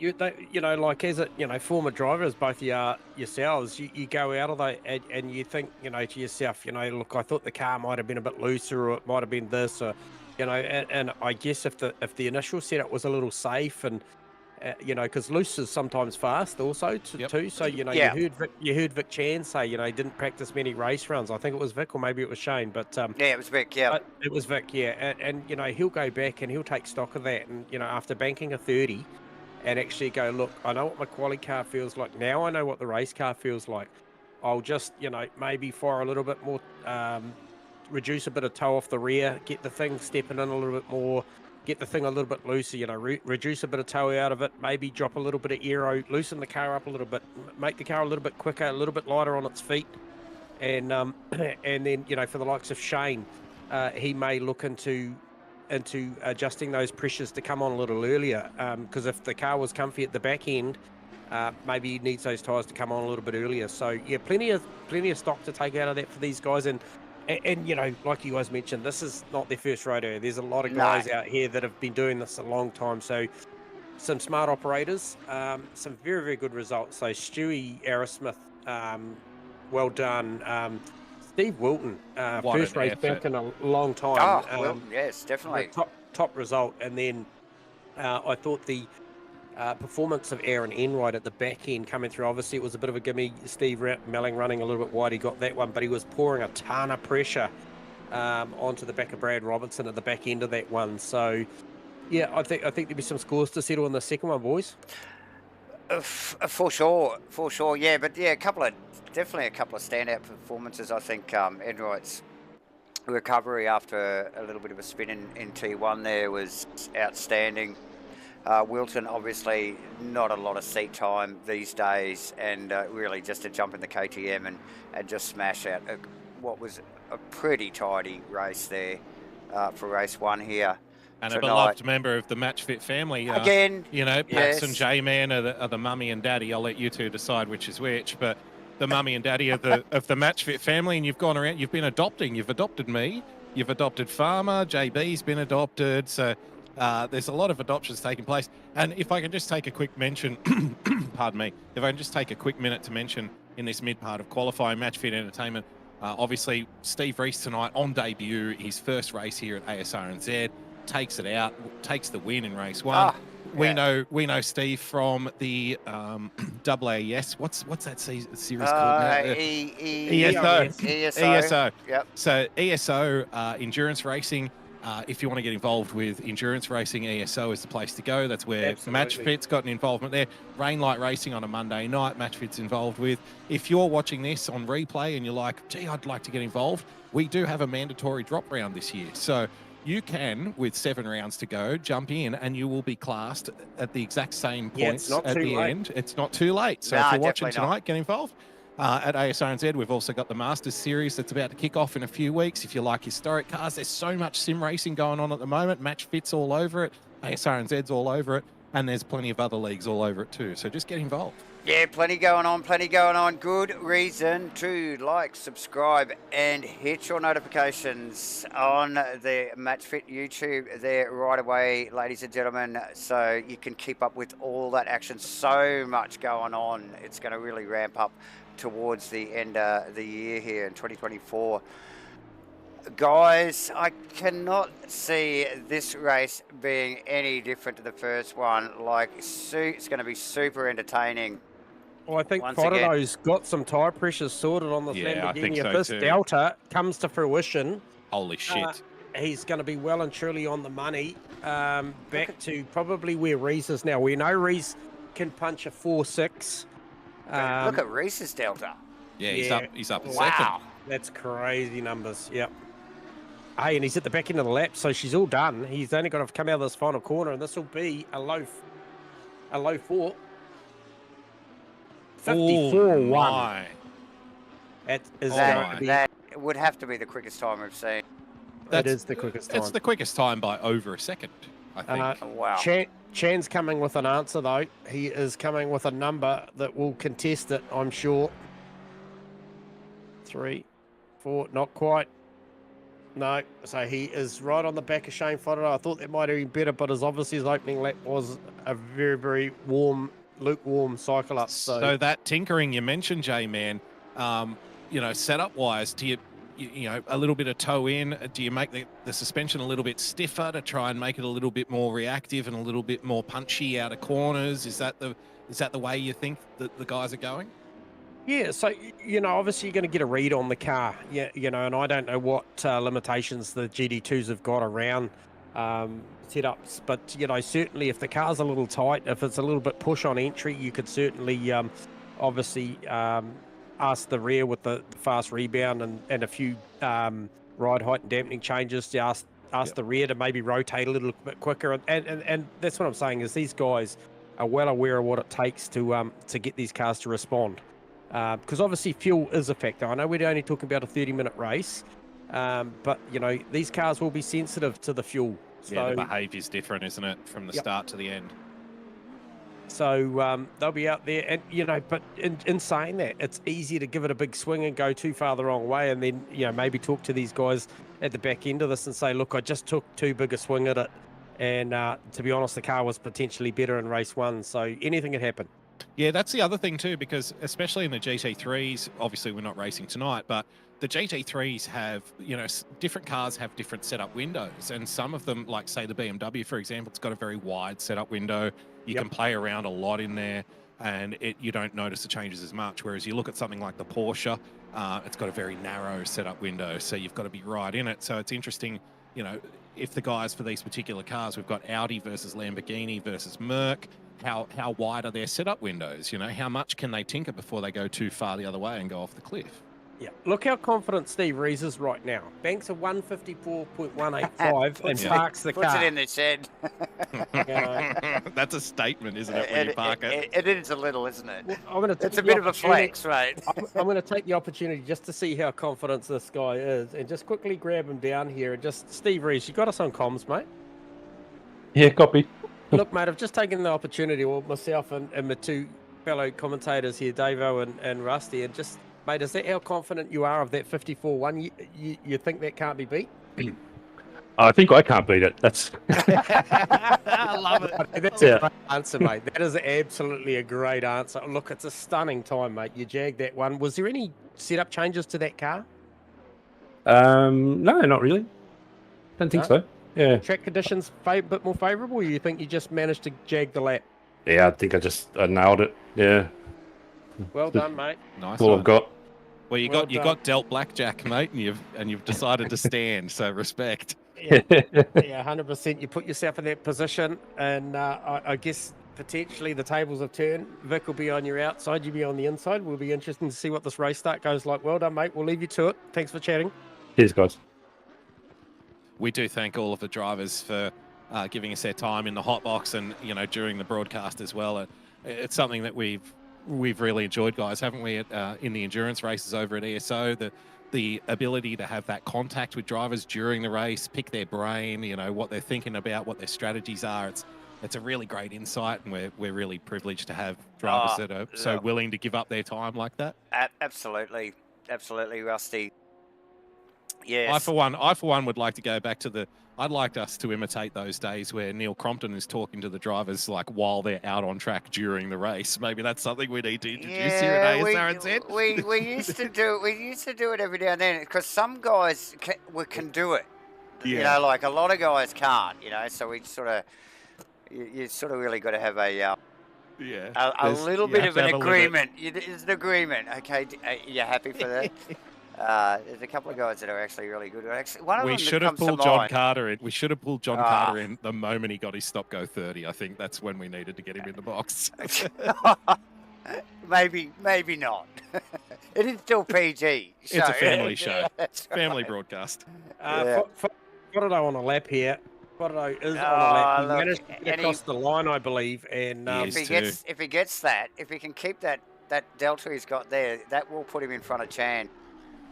He's Yeah, still it'll a be long way to go, There's though. Oh, no, the apex Oh, there He's it got is. that wrong. He's got that wrong. And I know where you were going with that, Dave. I do remember calling a lap here live, I think a season ago. And look, it's only easy to call these things live sometimes if you've got a couple under your belt. And I Really? generally do. So, yeah. Well, I did report yeah. from the paddock pre-race in the ASRNZ Discord, links in the chat, links in the description, by the way, the ASRNZ Discord, Yes. that the Match Fit commentary team did commandeer a hot grease gun from one of the teams and had filled it with Jägermeister and barricaded themselves in the garage. Yes. And they were heavily lubricating before tonight's event. So Always. that's just a little insight. I like to give the fans a little bit of background on, like, how we prepare for a race here in the commentary team, We're the kind of- dedicated. it's vigorous, We're yeah. dedicated. Dedicated. Just for you guys, the viewers. Exactly, yeah, we. I would definitely not be drinking Jägermeister at any other time. I mean, it's So- just for the race. Yeah. Yeah, some may even say match fit. Match fit. Yeah. Got to get yourself match fit, guys, if you're going to win the match. Yes. Absolutely. So a great qualifying, a role reversal. Technically, from race one, we see Steve Rees take the pole position over Vic Chan. So a role reversal. They swapped sides for the start formation of this one. Yep. Over Shane Fotto again and John Carter. So we see the 589, 585 and 559 Super Trofeo Lamborghinis once again lining up side by side road. It's actually a repeat. Top 6 is actually a repeat of race 1. Yeah, pretty well. Top 7. Top 7 as well. I'd Wilton was say so. 7th, was he? Yeah. Yep. Top 7. Yeah, and then obviously that's a great battle. That there, the Steve Melling, Vaughan Martin. We have lost Aaron Enright out of this. That's a shame because he would have been right amongst this battle here. Yeah, so a couple of guys we had in a intermission with some technical issues, internet connection issues, and Enright being one of them. So yeah, quite possibly. Yep. Yes. Unfortunately, their teams couldn't find the hot grease gun. that I No, mentioned earlier, so maybe they couldn't get the did. car Maybe back out they on track. did, and that could be the Ah, problem. that's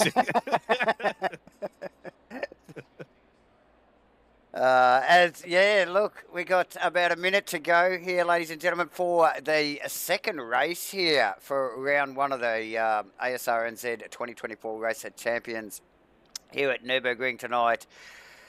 Proudly sponsored, as always, by Race Command and Match Fit Entertainment, and obviously Match Fit broadcasting it to you, and comms by us rascals here. Myself, Davo, Rusty, and J-Man on the mics, as always. Hit the like and subscribe, people. 30 seconds to go. We're going to have another cracker. Any second. Yeah, just thinking about the upcoming race. Vic Chan, we know Vic Stappen well here at ASRNZ. We love Vic. We respect him immensely. He's an incredibly fast steerer. I wonder if, I wonder if this is his turf and someone's come in and won on debut, and that might sting a little bit. These are competitive guys. They are. I am looking for a big move on lap 1 from Vic here to get track position on the Audi, because that's basically what killed him in race 1. You lose track position, then it's a little easier for the car in front to step away, right? Because it's so hard to overtake here. So, and we had Shane Fotto mention the aero wash of these cars. That might be something that we didn't consider. The aero wash might be a little bit heavier. So I wonder if Vic might be looking for a big move around the outside here at turn 1, get himself set up for turn 2 and try and, because turn 2 and 3 are both left-handers, try and set himself up there. That's the way I'd be thinking if I was Vic. Yeah, no, true. But Reed's just, the pace of that Audi, I think even if Vic had track position, I mean, it would be a vastly different race at the start of the race, between the battle between those two if Vic was in front.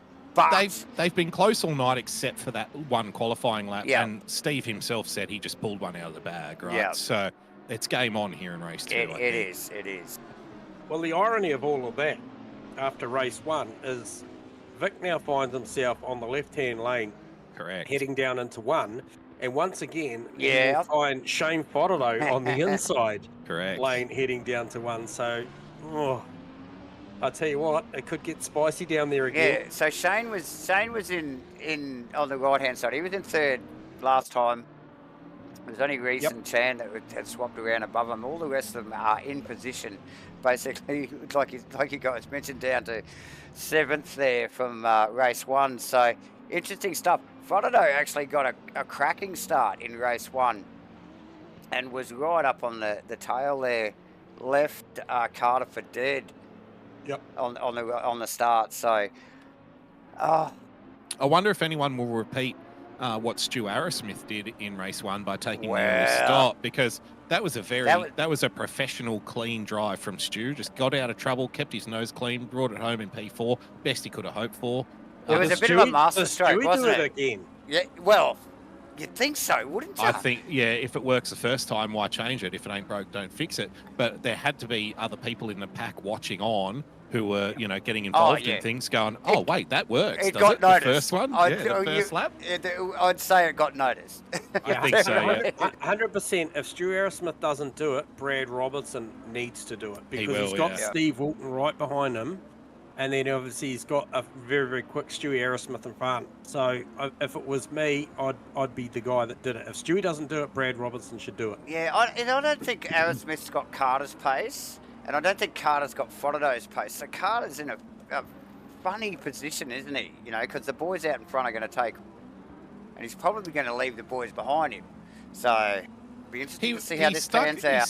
He stuck with Frodo for like the first 10 minutes of race 1. Yep.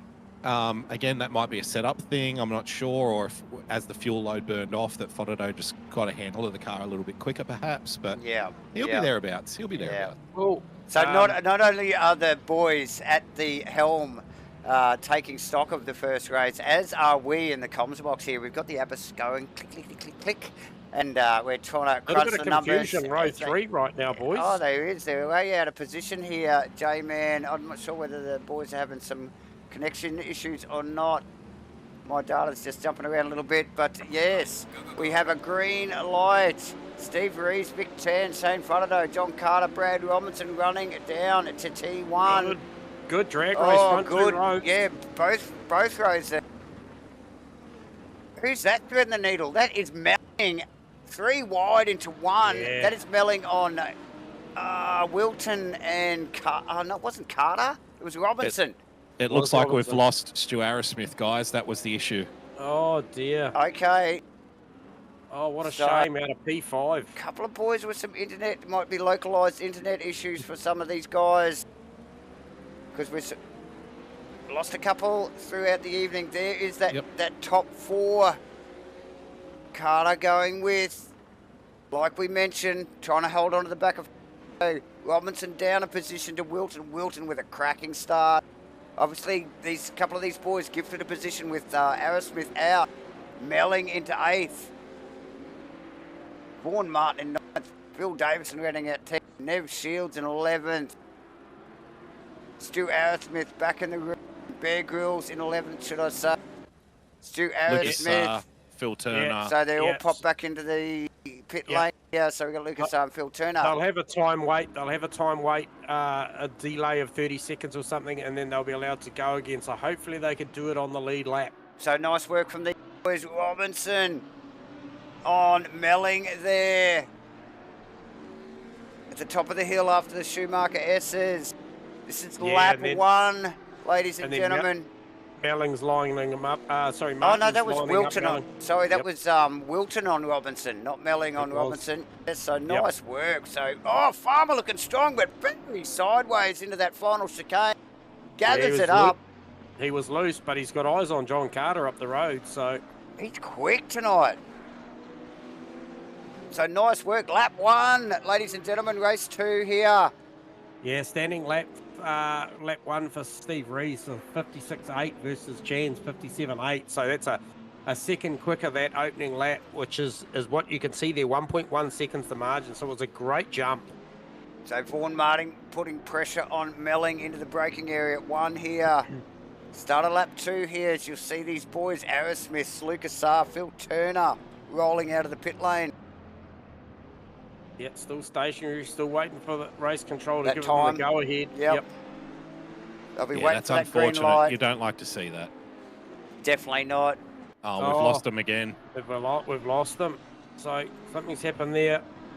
So yeah, the only thing, maybe they're all in a similar area to each other and having localized internet issues, guys. In their area. Oh, they're back again. Turner back, Asrnz back. So yeah, difficult times for these boys. Let's hope we see them back on track soon as the boys. We see Chan up through the Schumacher S. It's a super fast bit of the track up the hill in the Mercedes. A lot of movement in these cars.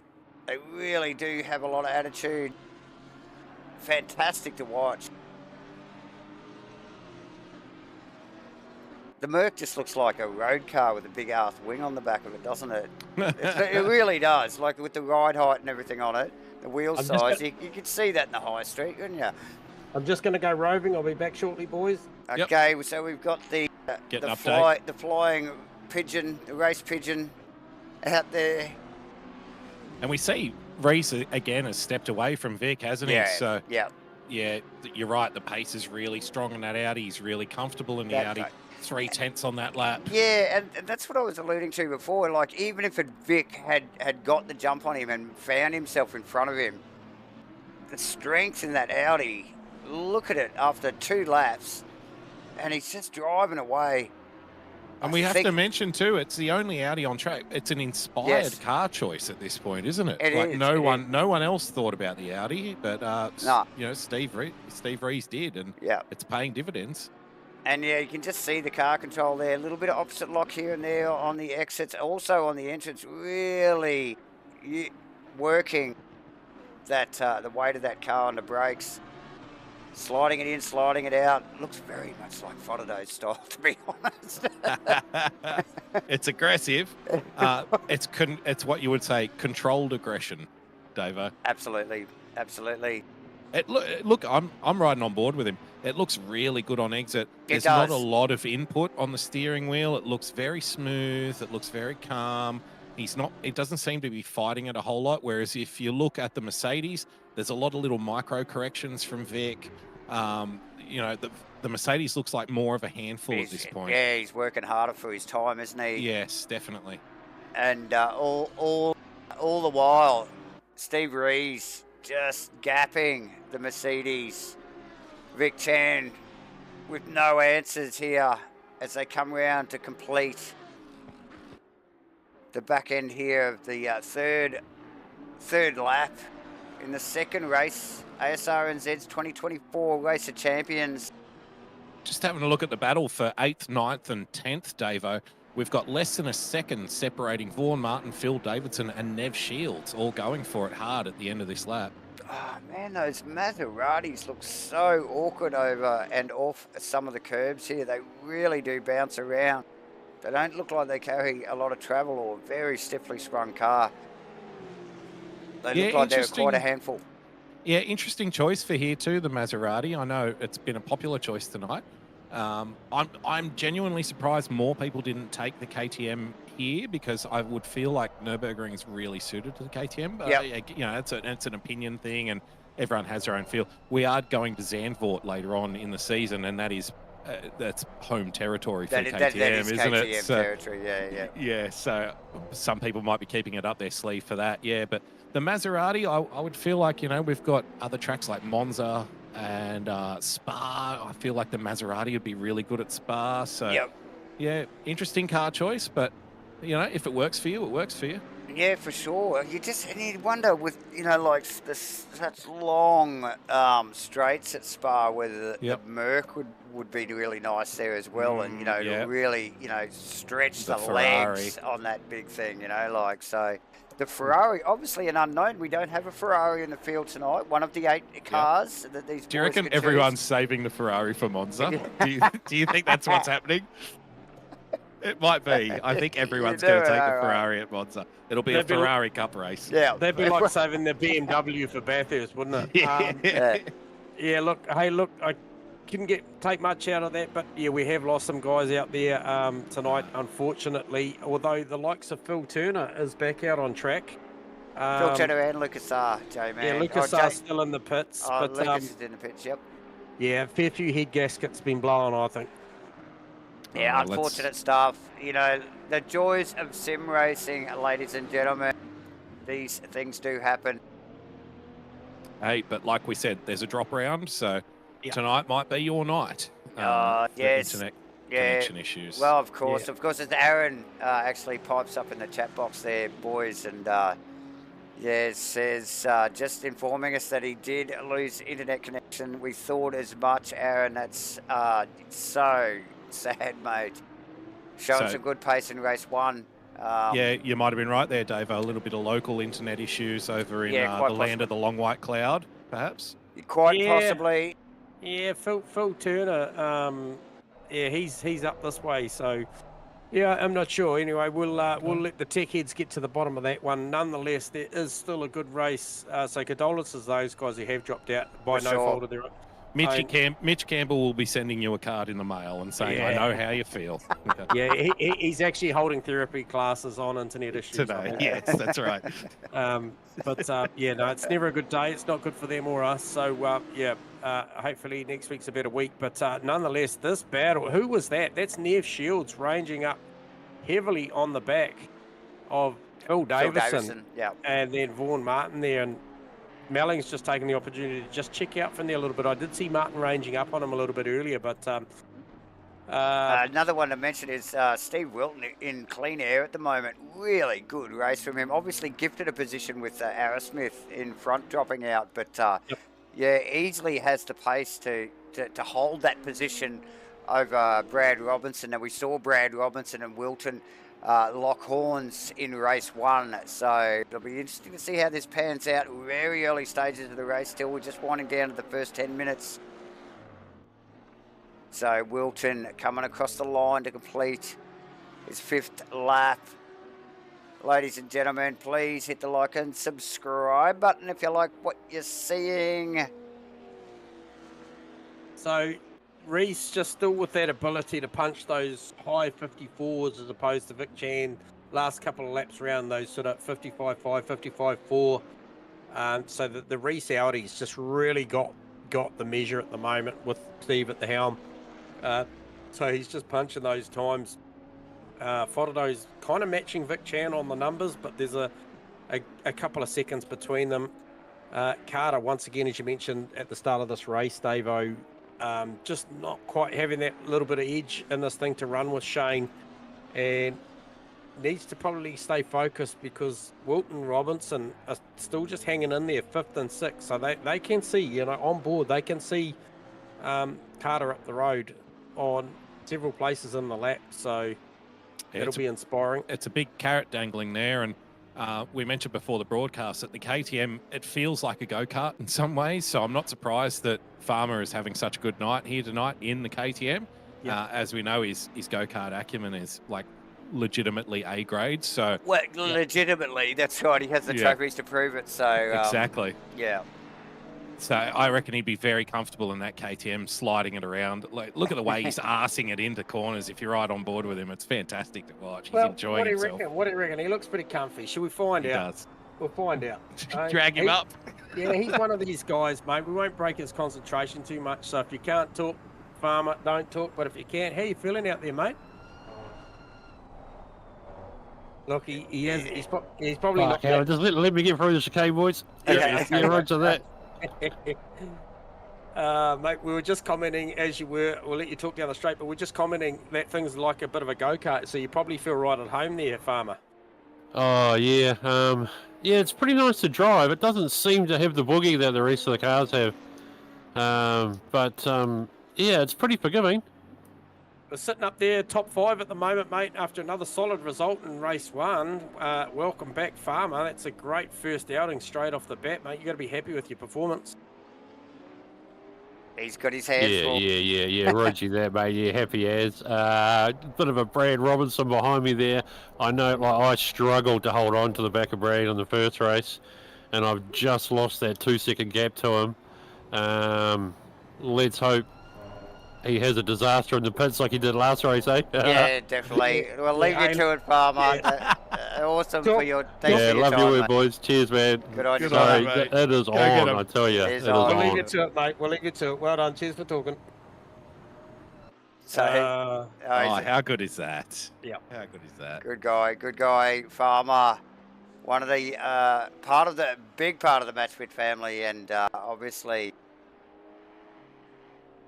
Oh, Robinson. No, sorry, who was that? Robinson just gets an awkward run in and out of and through, should I say, the Schumacher S's there on the run up the hill there behind Farmer. So Farmer a little bit distracted by a little bit of comms action there, but he just gains those couple of car lengths back from Robinson, with Robinson slight mistakes, like you said earlier, Rusty.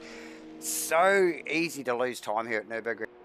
Yeah, it is, and that's your best opportunity to overtake as well. Is by you don't really overtake here by traditional overtaking moves. You have to actually force a mistake at the turn before to get the run, so you can get the run into the turn following.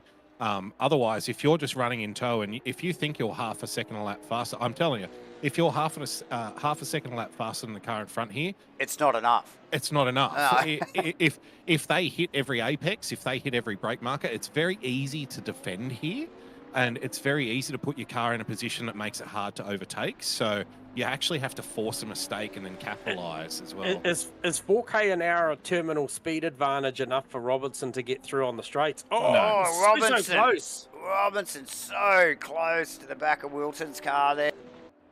And Stewie thinks he's going to pick his pocket. He could well be right here, because we've just seen, just in that short margin with Farmer talking to us, we often say, I think probably talking to comms is worth 2 to 3 tenths.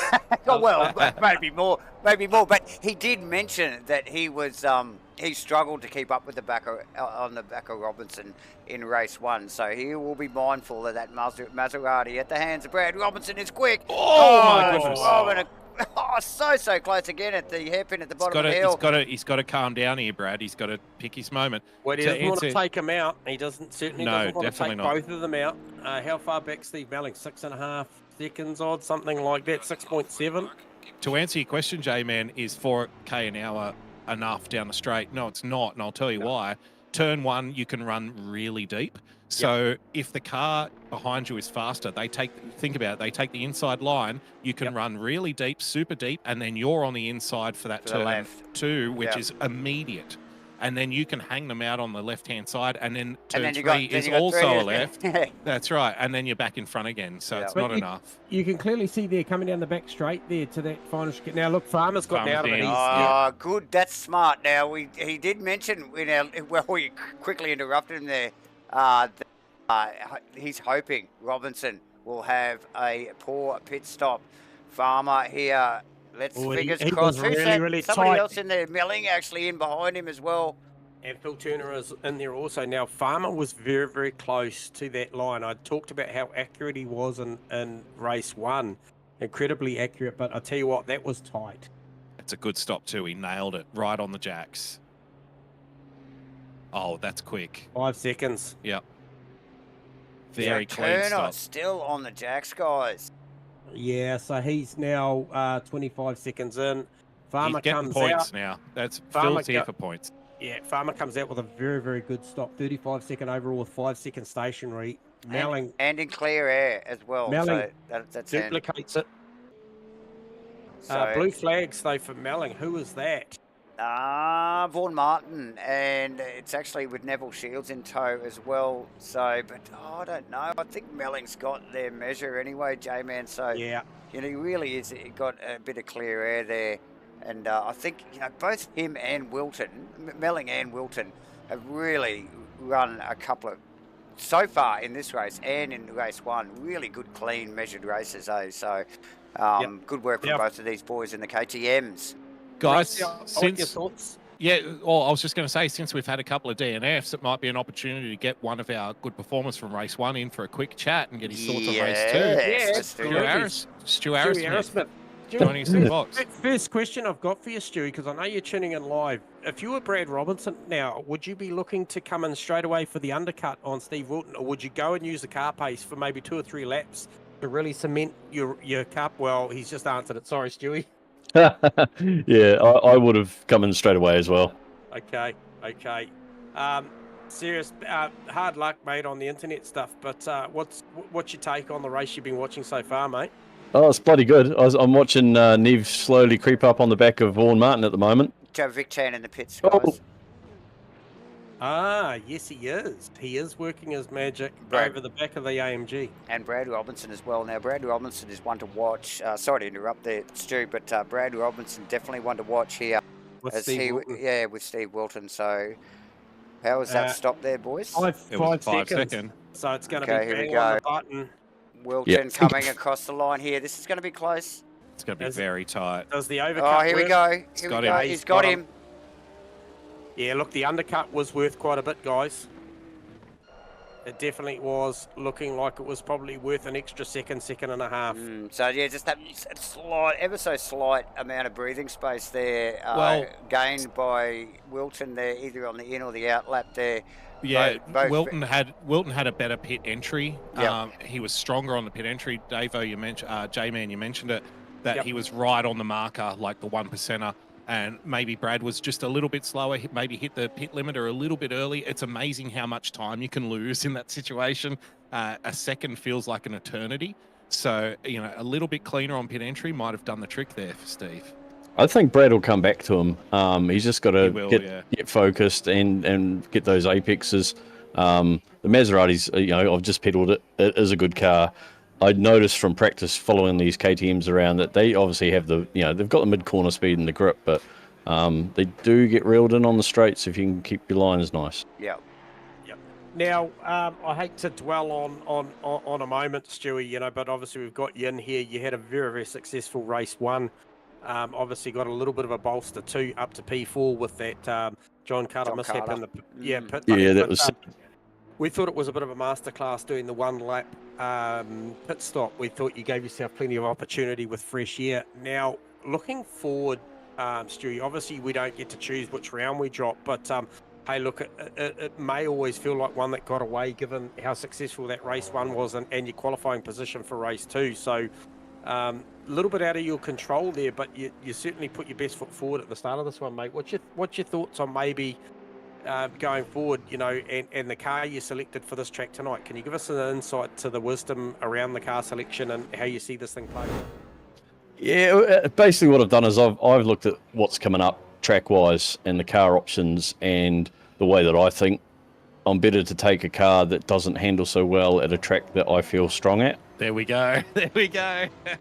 Just to minimise, like the Ferrari challenge car is a challenge. It's super quick. It's not very good on the brakes. Corners aren't its friend, so I'll be looking to take that to a track where it's got more straights, less corners. Okay. There's the opposite, the KTM. I mean, I'll be transparent. Stanford? No, Hungaroring. Yeah, it's a good choice. You heard it here first, ladies and gentlemen. It's chicanes. And that thing that track has got so many corners, not a lot of straights. The KTM will be super strong there, and the only way you pass there usually is like Zolder. It's done in the pit lane. Yep. Nev Shields through on Martin too while we've been talking to boys. It's been coming. Yeah, we just picked it up in the replay there, J-Man. Nice, yeah, sorry, mate. Nice run down the back straight towards the final chicane there. So looked like Shields, Martin, should I say, a little bit wide on the exit of the right-hander, allowing the power of the Ferrari just to sneak up past him easily. And look, and really stretching its legs already. Once it's passed, so I would suspect Shields was probably getting held up a little bit by Martin's Mercedes, and we have just recently been talking about how hard it is to get round here at Nurburgring. Faraday with a 6-second stop there, relinquishes that position back to Vic Chan. There was probably not much argument about that, boys, because obviously Chan had a bit of margin leading into that one, but 1 second on the jacks quicker is always going to help, plus potential gains entry to the control line, as we've seen with Wilton versus as well. I think that was the big measured mark. Although Robinson, as you mentioned, Stewie Aerosmith, that you predicted Robinson come back to Wilton, and he's definitely doing that right now. Yeah. No disrespect to Farmer, we know his pedigree with his go-karting and that, but I just think tonight that the Maserati's probably the better card in the KTM. Yep. 7 minutes 20 to go. I don't suspect Farmer will make it easy. And we saw just potential for a little bit of impatience with Brad Robinson just before those pit stops. Just a couple of spots where he outbraked himself and was very, very close to drilling the back of that KTM. So he just needs to just be accurate on those brake inputs, and then maybe just try and be a little bit closer to that KTM where it's at its strengths in the mid corner, and use that horsepower off. And visually, I was just watching the Maseratis throughout the evening so far, Stu, that they look they bounce a lot off the curbs, on some of the curbs. They look really awkward getting off them. Very common to them, no. So you're sort of trying to stay away from them. Yeah. So, again, we see Brad starting to get range right off in the back of Farmer, and again he overshoots the braking at the top of the hill after the Schumacher S's. So. Oh, deep. Yeah. Yeah. He's just got to be careful of that. Should be. So congratulations on your race, mate. Yeah, thanks for having a chat, Stewie. Yeah, thanks, mate. Awesome work. Awesome work for you guys as well. Enjoy. Yeah, and we may just have a little buffer on that. No, we've sorted ourselves out. I kind of get a reference now. We get Robot Davo, don't we, Rusty? We get a bit of Robot Stu there as well, so... Yeah, no, it's just your end, mate, but it's all cleaned up, mate. You must have summons the internet gods. Just something's said, hey, going on the internet world. Yeah. Enough of that. Enough of that. Crazy enough. 5 minutes to go, ladies and gentlemen. Here, Elon Musk is tweeting from the shitter again, ladies and gentlemen, and he's disrupting everything. Breaks the internet. Again.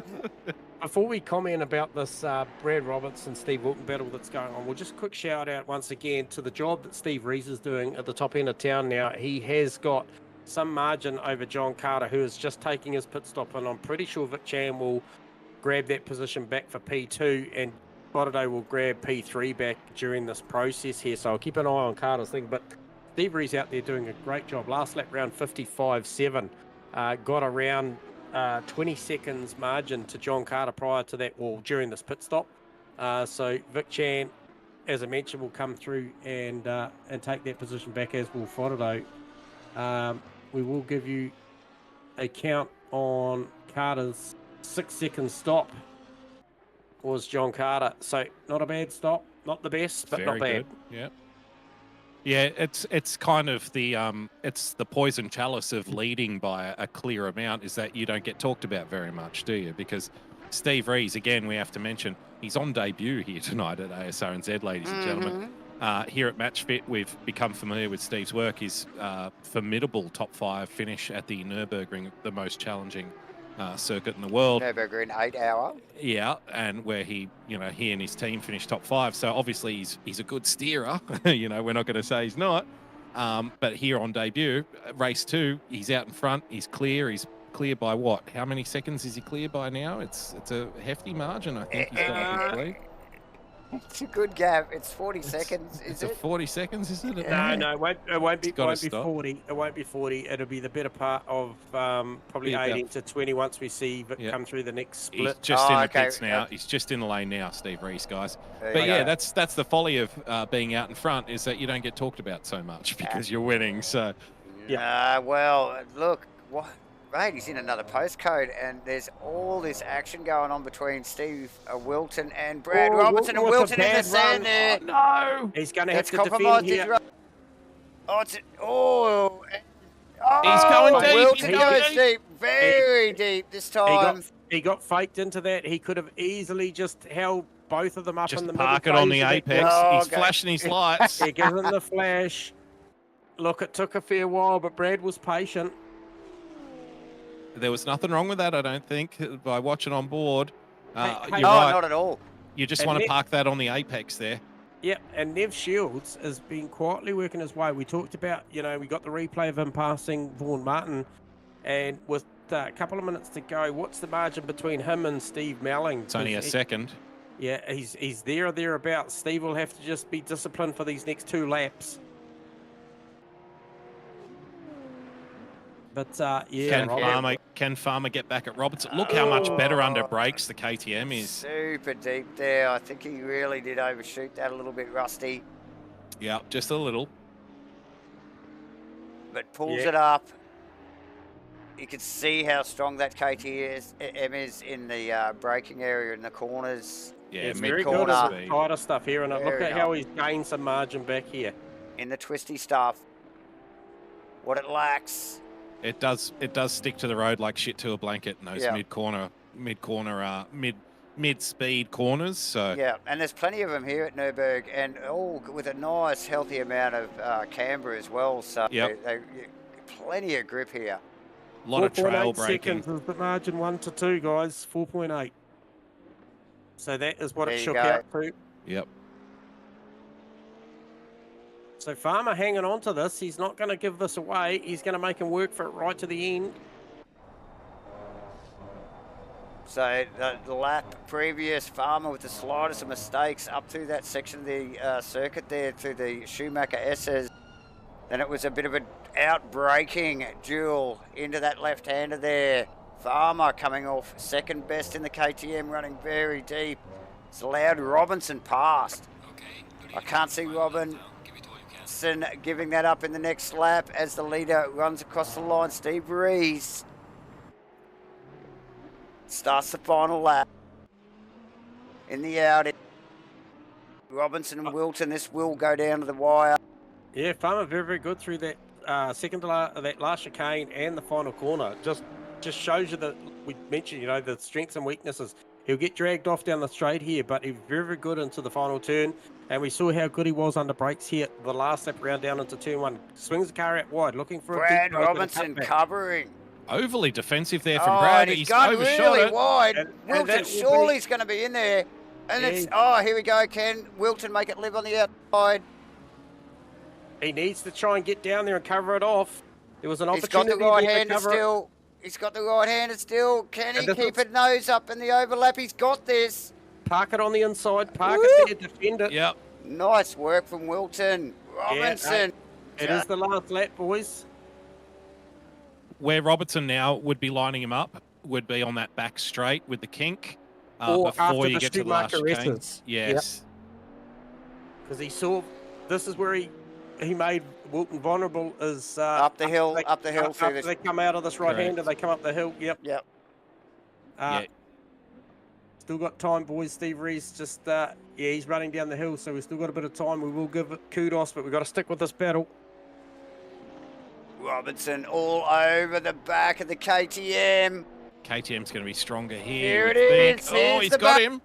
He's going to do the same thing. This is a repeat. Yeah, he's just got to break it shallow. Farmer's just got to hold his line here. He knows that thing's got the traction, but then here it is. The Mazzo's going to get it in. It's going to get it started. It's a contact. A little bit of side-by-side contact. And congratulations, Steve Rees. It's a drag race, and we know who's going to win this. It's going to be the Maserati.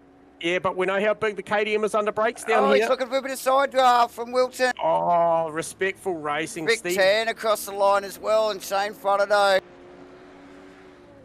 John Carter. What a fight. In fourth. But here's the battle right down to the wire. Wilton v. Robinson. Brilliant stuff. And as we mentioned, congratulations, Steve Rees. Apologies to not have the camera on. You'll catch you maybe doing a couple of doughies right now. And kudos, mate. Congratulations on doing the double. Vic Chan. Shane Frododo in there is also doing. Everyone's pretty excited about their races. He's doing his doughies now.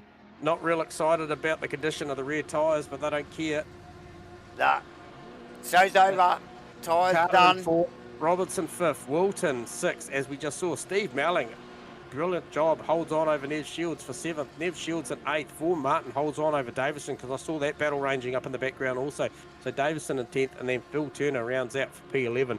What a fantastic race, boys. Oh, what a great opening round here for Asrnz's 2024 Race of Champions. Boys, that is a wrap for Bloody round one. I Get thought your breath. I thought race one was awesome, mate. Yeah. That was next level. Let's get Yeah. the boys down here. Have a chat. Yeah, we'll grab them down. We'll grab first cab off the rank. Stuff's not. Here we go. Here we go. Shane Fodderdo. Shane Fodderdo to the box. P3 again, Shane-o. Hey, buddy. Mate, great race, mate. You looked like definitely got closer there in the quali. Obviously a big lap from Steve, but better start to that one, mate. Yeah, I made a little setup change, which made it better at the start, and then 2 understeery mid-race, so it didn't quite work. It looks like Vic tuned his up quite well too, so happy with that. Boring Yeah, race, but nonetheless, you banked some good results. First one out.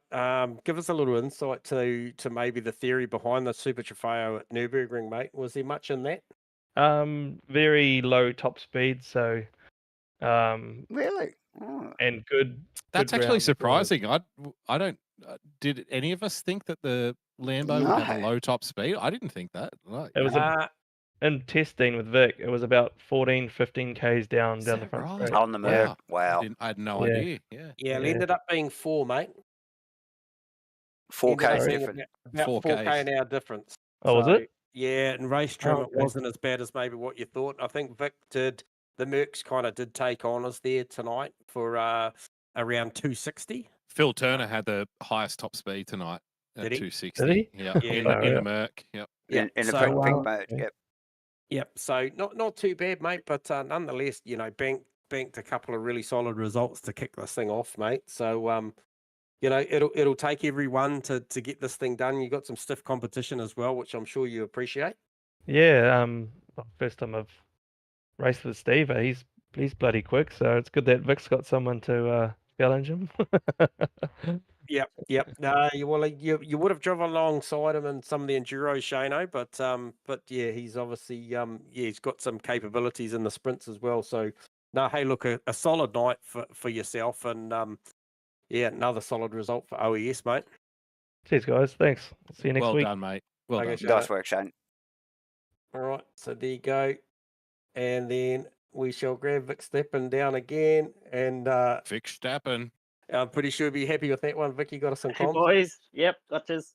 mate. Are you look- happy? Are you happy? Yes and no. I mean, Yeah. tough car to drive. You got to muscle this thing around for the whole race. It looks so loose, man. Especially in race one. I was riding on board with Shane, and I was watching, and I commented on the stream. I'm like, it looks like the Merc's got a really fat ass, and it's swinging around all over the road. Is that the way it felt in the car for you? Yep, definitely. Like the Yep. rear swings out, but you got to muscle it to get the car turned in. It's Yeah, right. crappy Yeah. brakes. It's just all tough race, but good challenge. Yeah, it looked like you tuned it up a bit. I think even Shano said it looked like you tuned it up a little bit for race 2. You said you were probably going to throw a couple of spanners at it. Did look a bit quicker. Margin was certainly a lot smaller up the road to Steve than race 1, mate. So certainly improved it, but maybe that Audi just a little too far on that track tonight. Yeah, it was too quick in that thing. I tried to save my tires a bit and not push too hard at the beginning, but it's still same result. Yeah, nice, mate. Well Well done to done. Steve-O too. He's too quick. Glad that it is here though. I need to change my strategy in terms of what car to pick for races now. Yeah, so like I said to Shane, great opportunity to measure up against Steve in a sprint format as opposed to an endurance one, mate. But yeah, and I think you like Shane would appreciate the competition you got ahead of you for this one. Yeah, for sure. Should be good. Looking forward to it. Awesome. Well well, done, mate. Well done, Vic, mate. Cheers for that, and congrats, and yeah, catch you next week. Yeah, cheers, guys. Cheers, mate. Vic Chad, everyone. And last but not least, already making himself very familiar to the hot box is Steve Rees. You got us on comms, Yeah. Good Mate. guys. Mate. another successful one. Yeah. Who would have thought, eh? He's lost for words. Yeah. I mean, Two races, 2-0. You're 2-0, literally, 2-0. here at Asrnz. So, congratulations, mate. I just want to ask you about your car choice tonight. You were the only Audi running, so you stuck out like a cow pat in a field. Mm. And did you think about the car choice before tonight?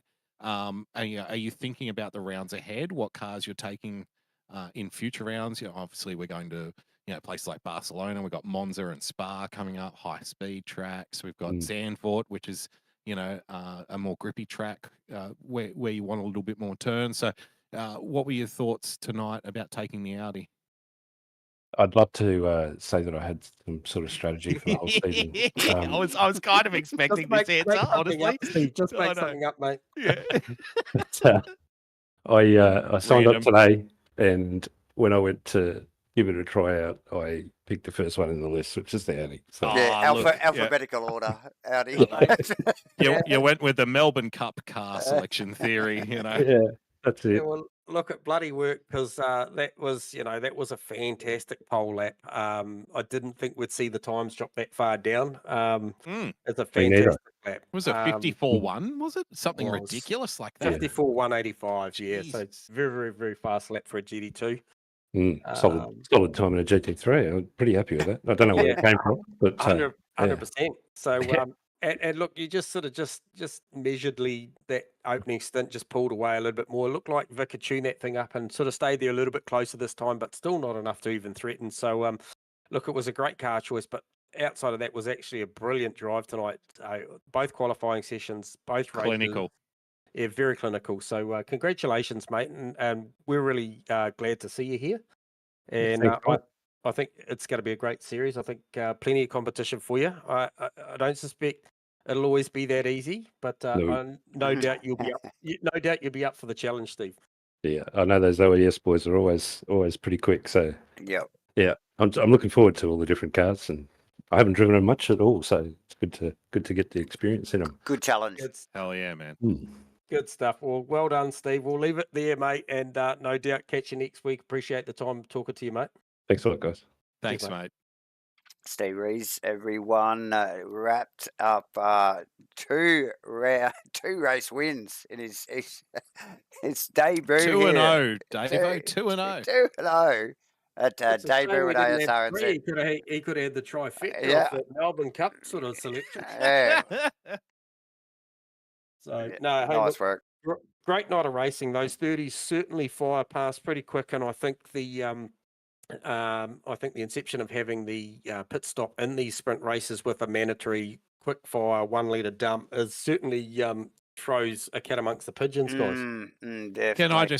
Can I just say, Jay, man, you are you won the previous 2 Race of Champions championships, and obviously you've stepped away to commit yourself to the commentary box this time around. So, as the former champ, it's going to be on you. Green jacket on, put the crown on, hand the scepter to the next winner. After round 1, who do you think is going to win the Race of Champions season 1 in 2024? Well, I'm not sure, but they know that they can always find me at the 19th hole, right? So, well done. Yeah. Congratulations. I'm not sure. It's too early to pick, but look, with the potential of obviously the drop round and the potential for new sign-ups, if anybody sees this broadcast and see this sort of racing, get on board. Yeah.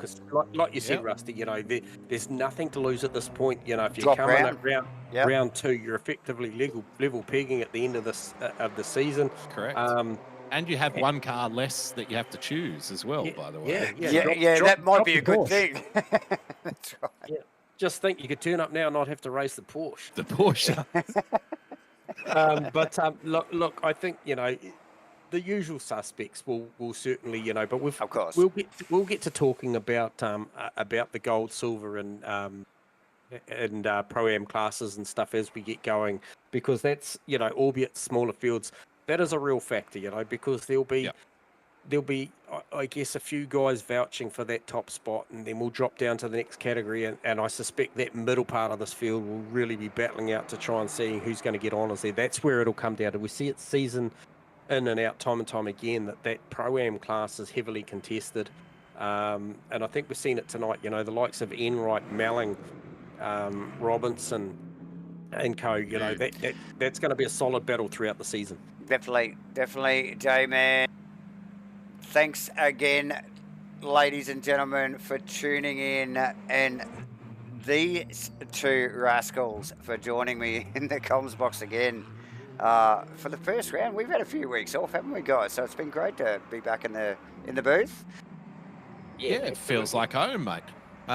You know, last week, the week before, I'm sitting around thinking, what am I doing tonight? Thursday night, what am I going to do? You know, you stand around scratching your ass, wondering if there's a race on. You know, so it's good to be back. So nothing. Can't wait for next week. Spa next week, isn't it? It's Spa next week. Spa next week. I think it's Spa. Yeah. Oh, that'll be spicy. What car choices are people going to take it to Spa? Oh, can't wait. Can't wait. Can't wait.